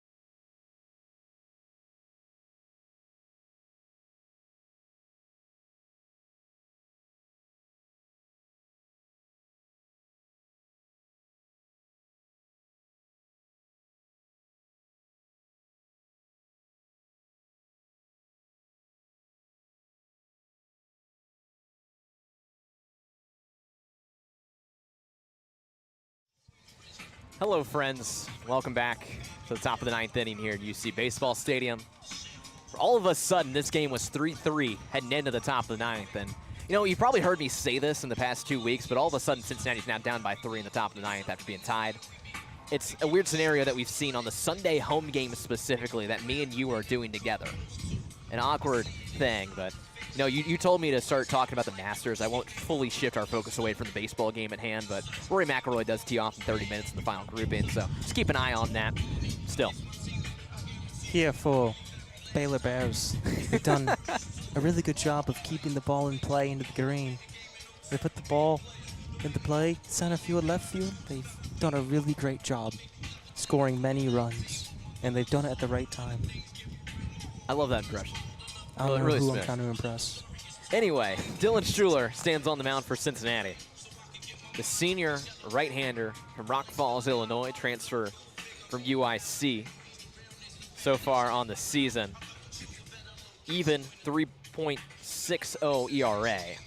10 appearances being starts, allowed 23 hits, 8 runs. All 8 of those have been earned. He's going to inherit a runner after that double. Ducat Coates, here we go. We're back. Here we go. We think we're back. Should be back. Ducat Coates, here we go. We're back. Here we go. We think we're back. Should be back. Hopefully we're back. Hopefully we didn't lose everyone. Hopefully we're back. Hopefully we didn't lose everyone here. It looks like we're back. There we go. We're still down by 3. 1-1 count. Armstrong goes over his head. That pitch gets away from Natilli. Runner moves from second to third on what should be a wild pitch. Well, if there's anything positive, remember obviously 2 Sundays ago where UC had the blown save in the 9th. That Kansas team, they're on a 10-game winning streak right now. Their last loss came against Cincinnati here against Nathan Taylor. Since then, they've won 10 in a row. Ignited something in the Jayhawks. Schuler pitches, swing and a miss on the 2-1 from Armstrong. Might have got fouled into the glove of Natilli behind the plate. Count goes 2-2. Still nobody out. Runner on third for Baylor. Infield, in on the grass once again. Schuler's pitch misses outside. Count goes full. You can probably just speak what you're trying to motion with your hands. There's 2 strikes. Why are you playing in? Play out. Who cares? Look, he's a very fast guy at third base. He's going to score no matter what. Schuler's 3-2. Misses just low. Runner reaches. Runners on the corners. With nobody out. The designated hitter number 0, Dylan Perez. Dylan Perez was the pinch hitter earlier in this game for Hunter Snow. He's now going to step in with a chance to blow this game open even more. Perez, the lefty. He's only batting .111 on the year. The freshman got some starts earlier in this series. Schuler, first pitch to him was fouled off, hits the glass behind home plate. Interesting, I've never seen a foul ball actually hit that part where that C-paw is. Yeah. Huh. Just interesting now. I remember, I think at Progressive Field, their camera right behind home plate got smashed by a foul ball, and that was probably one of the best replays I've ever seen. Pitch is just outside the zone. Evens the count at 1-1. See, I remember stuff like that for the Little League World Series, how they have a camera right there. I feel like it happens once a year, if not once every 2 years. Pretty common. They're expensive, too. They are. Just ask the CCM here. Schuler, 1-1's fouled off. Count will go 1-2. Big shout out to our production crew here for ESPN today. Part of the CCM that we're both heavily involved with. Yes, yes. You'll see me Tuesday. There you go. Replay. Schuler kicks, runner fakes it first. Popped in the air, gonna go foul. There's a car. There's a car right there. Oh. I didn't see the ball bounce. I did not either. That's an issue. That is an issue. Well, nobody's really looking back. Oh. There's a lot of people looking somewhere. I don't know. That's probably not a good sign. Oh, gosh. 1-2 count to Perez. Runners on the corners. Nobody out. 6-3 the score in favor of Baylor. 1-2 misses side. Count goes 2-2. I can't believe there's nobody out. I mean, this is an exact replica of what we did last Sunday or 2 Sundays ago when me and you were on the call. It feels the exact same. It really does. I'm getting deja vu completely. Paulina did not fall today. At least that we don't know of. Yeah, she could have. We don't know. Perez awaits in the box. The pitch from Schuler misses outside once again. Another ball. Count goes full at 3-2. On a serious note, this game has a ton of implications on the Big 12 standings. I'll touch on it after this pitch. Schuler looks over at first. The runner's Armstrong at third. Janusek with a decent lead. 3-2. Check swing. Did he go? He did. Strike 3. Perez goes down for the first out of the inning. Bearcats retire 1. Need to build off it. Yes, and it starts with 1 out. Now the double play's in full effect. Tice Armstrong, you know, he's a big body. He doesn't really steal a lot of bags, only 4 on the year. So if you can get this double play right here, that's probably the best case scenario left in your lineup. In the bottom frame, starts your leadoff guy, Ryan Taransky. Clements waits for the first pitch from Schuler, lines up for the bunt, pulls it back, goes outside for a ball. 1-0 count to him. Talk about how this game resembles the Kansas game from 2 weeks ago so much too. You look at my knee right now, I'm getting that suntan that I had as well in that game. Schuler looks over first base. Long look at Armstrong, sets on the mound. Squares to the bunt, corners punch in. Pulled it back for a ball, 2-0 count. I see a plane. We're back to that. Not yet. Not quite yet. Not yet. Schuler looks over at first. Armstrong with a decent lead. The pitch lined right up the middle. That gets through for another base hit. Adds another run. 7-3 your score. RBI single for Brighton Clements. 7-3 in favor of Baylor. The left fielder. It is dead here now. I mean, there's like no atmosphere whatsoever. As they say in soccer, man, it sounds like a library. The ground is dead. The only guy you can hear right now is Jerry, that is for some reason still going at the Baylor dugout. He believes. He does believe. Credit to Jerry. I believe too. Johnson steps in for Baylor. Schuler looks back at second. Armstrong with a decent lead. First pitch is outside for a ball. 1-0 count. Scorecard starting to look a lot like that one did 2 weeks ago as well. I'm going to go back to when I had to go into the 10th inning because Kansas batted around. Jordan Bischel's going to head out to the mound. Is this going to be the day for Schuler? As you do have a player getting warm for Cincinnati in the bullpen. Long talk from Jordan Bischel as you pull up your scorecard from that game. And yeah, that resembled exactly what I had. Ready? Oh boy. Single, strikeout, single, single, single, walk, grand slam, single, home run, single, hit by pitch, walk, single. And I forget, ground out. I don't even know where the third out went. Oh, there's another ground out too. I forgot about the grand slam. that was the cherry on top. I forgot that was the killer in that game 2 weeks ago. As we are going to get a pitching change for Cincinnati. Let's just stay here for this one.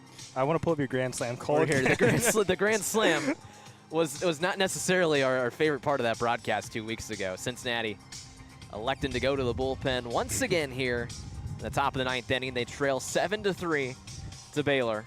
4 spot put up by the Bears in the top half of this frame. Cincinnati came in tied at 3 with the Bears in the ninth inning. A disappointing top of the ninth. It looks like the pitcher stepping on for Cincinnati. It's going to be number 45, Brendan Garula, a redshirt junior from Mason, Ohio, just up the road here in Cincinnati. Takes over once again. Garula with a lot of experience over the past few years here in Cincinnati.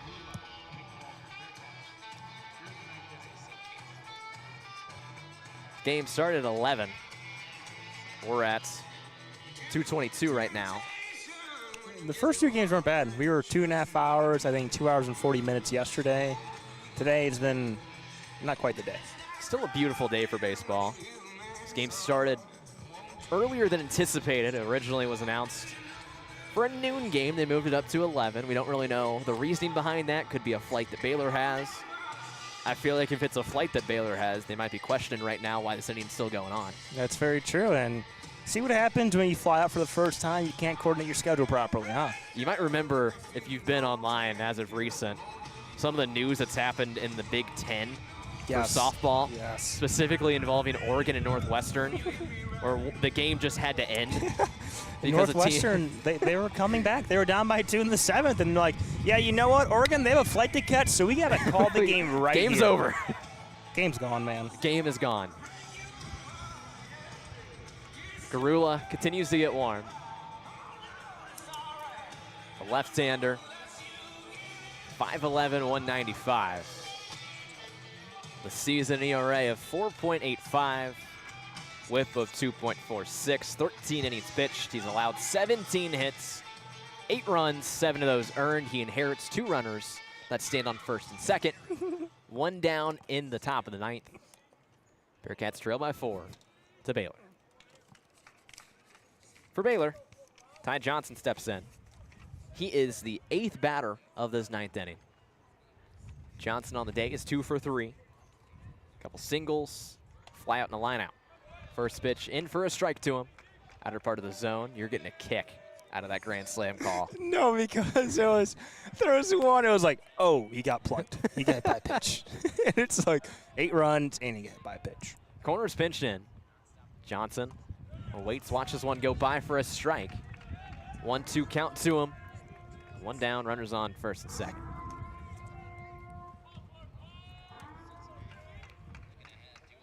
Johnson, I can hear you listening to it too. Can you actually? A little bit. Oh, gosh. Garula, the 1-2, grounded towards Coates at first, going to be foul. Went just foul of the bag over there, the double bag that is at first. I can slowly hear myself talking in your ear. Still a 1-2 count to Ty Johnson. Brendan Garula walks around the mound, now going to step onto it. The lefty batting .229 on the year. No more movement in Cincinnati's bullpen. Carula's pitch misses outside. Count goes even at 2-2. Double play would end the inning for the Bearcats. In this, what I call beautiful uniform matchup. Throwback cream uniforms for Cincinnati. Yellow tops with gray bottoms for the Baylor Bears. Carula looks back at second. The lefty delivers the 2-2. That's in for a strike. Strike 3. Goes down looking is Ty Johnson. I'll bring up the 9th batter of the inning. Will be J.J. Connett. The catcher, number 4, J.J. Kennedy. Man, I'm reliving this by hearing it in your mic right now. What are you talking about?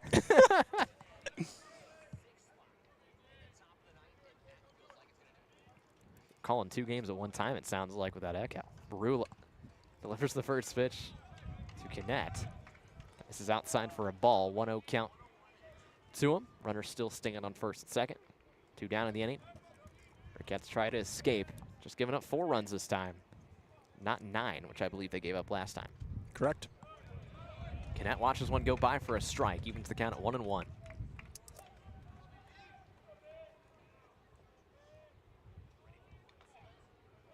Some of the crowd still around here at UC Baseball Stadium. Ruckus still staying right there above the dugout for Baylor. Carula has it lined by Connett to the right fielder, Derek Pitts. Pitts gonna fire it, janitor throw over the head of the catcher. That run is gonna score and advances to second was Connett. True janitor throw there. He laid out trying to give everything he got. Another run scores. 5 runs now in the 9th inning. For Baylor, 8-3 your score. I think it might have slipped just a tad bit out the hand. Just a tad. Gave everything he got as Baylor has officially batted around in the 9th inning. The second time, Bo Carraway steps up. You might remember he tripled to lead off this inning on a flare down the left field line that Taransky could not run down. He grounds this one to the second baseman, Smith. Smith makes the play over to first in time for the out. Cincinnati retires to the side, but not after. Baylor scores 5 runs to take an 8-3 lead. One last chance for the Bearcats coming up shortly here in the bottom of the 9th. Have you ever been in the weeds dealing with customers at your retail job? The Karens, The wild cards, the regulars. the arguers. And sometimes you just want to say, Okay, great, bye. well, don't forget. A customer is always right. Listen to In the Weeds anywhere you get your podcasts and youtube.com/BearcastMedia. Let's meet the Meatball Man.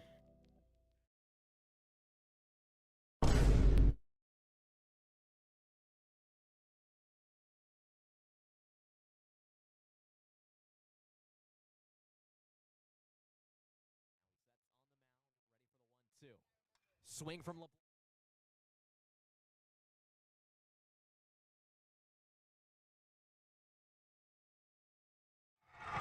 All right, bottom 9 here, Cincinnati, between the Bearcats and the Bears. The Bears put up a 5 spot in the 9th inning. We're getting deja vu from our last time calling a game together. And Chris, we have the clip from that grand slam that Kansas hit against us just 2 weeks ago. Oh my goodness, the wind. Wow, it just knocked over both cameras. Look at the camera. Oh, that one's gonna hurt. Almost took out your computer. It did take out your iPad. Oh, boy. Rip to that camera. That's coming out of the budget for someone. Man, If you want to go ahead and play that. Now he sets on the mound, ready for the 1-2. Swing from LeBlanc, sent deep to right field. Pitts backing up. That ball is gone. A grand slam in the top of the 9th for Kansas. Blows this game open. They lead 10-4 over Cincinnati. A 6 spot in the top of the 9th, and that feels like it's going to do it. That's your ball game. So that was from 2 weeks ago when Cincinnati hosted Kansas to close out that series. That was us on the call. You know, the bright spot I hear from listening to that again is that it was only a 5 spot from Baylor this time. It was not a 6 spot from Kansas. We got to have some fun here somehow. Exactly. That's the first time we've done something like that. You know, top of the lineup's due up right now. Oh, boy. Ryan Taransky is going to lead things off for Cincinnati. The pulse is about as low as it could be for the Bearcats right now in this game. And look who's still on the mound, Caleb Bunch for Baylor. Some of the puppies remain here in the ballpark. for Bark in the Park. I almost called it Pups at the Pitch, so I'm used to calling it in soccer. Having a little bit of a delay. I believe that was an issue with PitchCom for Caleb Bunch. 2 innings pitched for Bunch so far today. Trying to close this game out.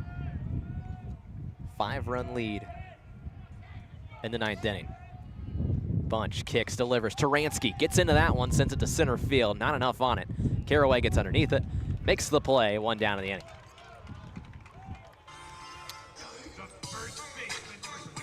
Quentin Coates step in for Cincinnati. Coates 3 for 5 on the day. Couple singles.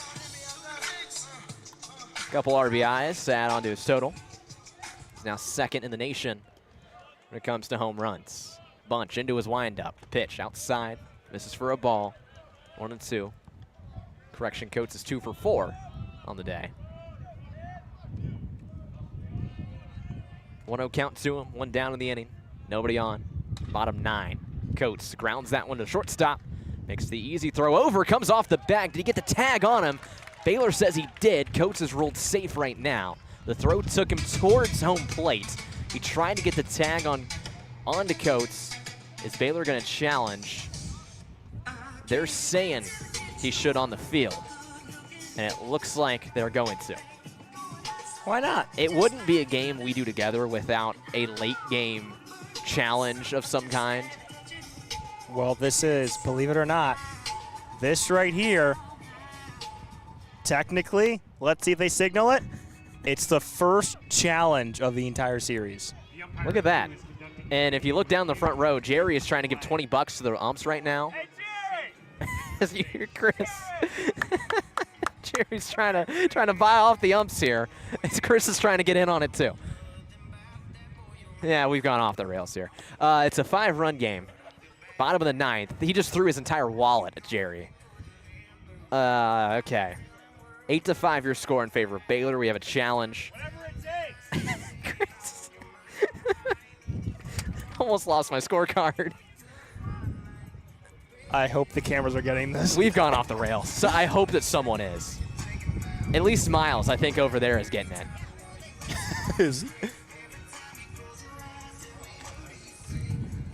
It's a close play. As I said, it was a ground ball to the shortstop. The throw, wow, it is windy. Oh my God, it's blowing us all over the place. The throw took the first baseman, Armstrong, towards the plate. Coates met him right there. He tried to get the tag on him. Umps in that little like closet area behind home plate reviewing it as the wind, probably as hard as it's been all day, whips its way through Cincinnati. Weren't expecting this today, honestly. It really shows something for the fact that you threw your entire wallet to Jerry, how much you trust him. Damn it, Jerry. And it did not work as Coates is rolled out on the review. 2 down, bottom 9. Cats down to their last out. Jackson Smith, the second baseman, who ended the top of the 9th, is the Bearcats' last hope. 1 for 4 in the day. Strikeout, fielder's choice. Fly out to go along with the single. Smith, first pitch from Bunch, misses inside.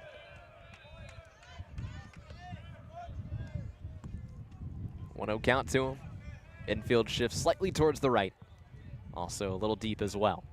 Bunch's pitch curls inside. Breaking ball misses inside once again. 2-0 count. This is a very important game. When the Bears win, they will move to 8-7 in conference play. Big swing and a miss from Smith. Count goes to 2-1. 2 down. Bottom 9. It's critical because the Bearcats, they're only 2 wins out of 4th place. Tight bunch in the Big 12. Bunch's pitch is ground down the first baseline. Goes foul. Deuces are wild once again on the scoreboard. 2 balls, 2 strikes, 2 outs. Jackson Smith the batter. Caleb Bunch the pitcher. Bunch trying to close this game out for his Bears. Come away with a victory in this series. Bunch, wind up, swing and a miss from Smith, and that's going to do it. This one belongs to Baylor. Series goes 2 in favor of the Bearcats, 1 in favor of Baylor. 8-3 your final score here in Cincinnati. Baylor will head back to Texas. Decently pleased with how this series ended. Yeah, and I mean, they had, I want to say, 15 hits the first 2 games maybe. They had 15 today alone, scoring 8 runs. Starting pitching for Cincinnati in the first 2 games was really effective today. Not quite there, but obviously got 5 run at 9th inning. That's kind of your deciding factor. For Cincinnati, it's not going to get any easier because now you got to go to Florida, play UCF, who's currently 2nd in the Big 12. Cincinnati will first focus on Tuesday night for a crosstown rivalry against Xavier as they come from Norwood to Clifton to face these Bearcats. You can hear that game right here on Bearcat Sports Radio with Tim Kraft and Matthew Lynn on the call. So that's going to do it for us here. Aiden Riggs and Chris Pagan signing off. For Bearcat Sports Radio, 8-3 your final score. Baylor takes this one over Cincinnati.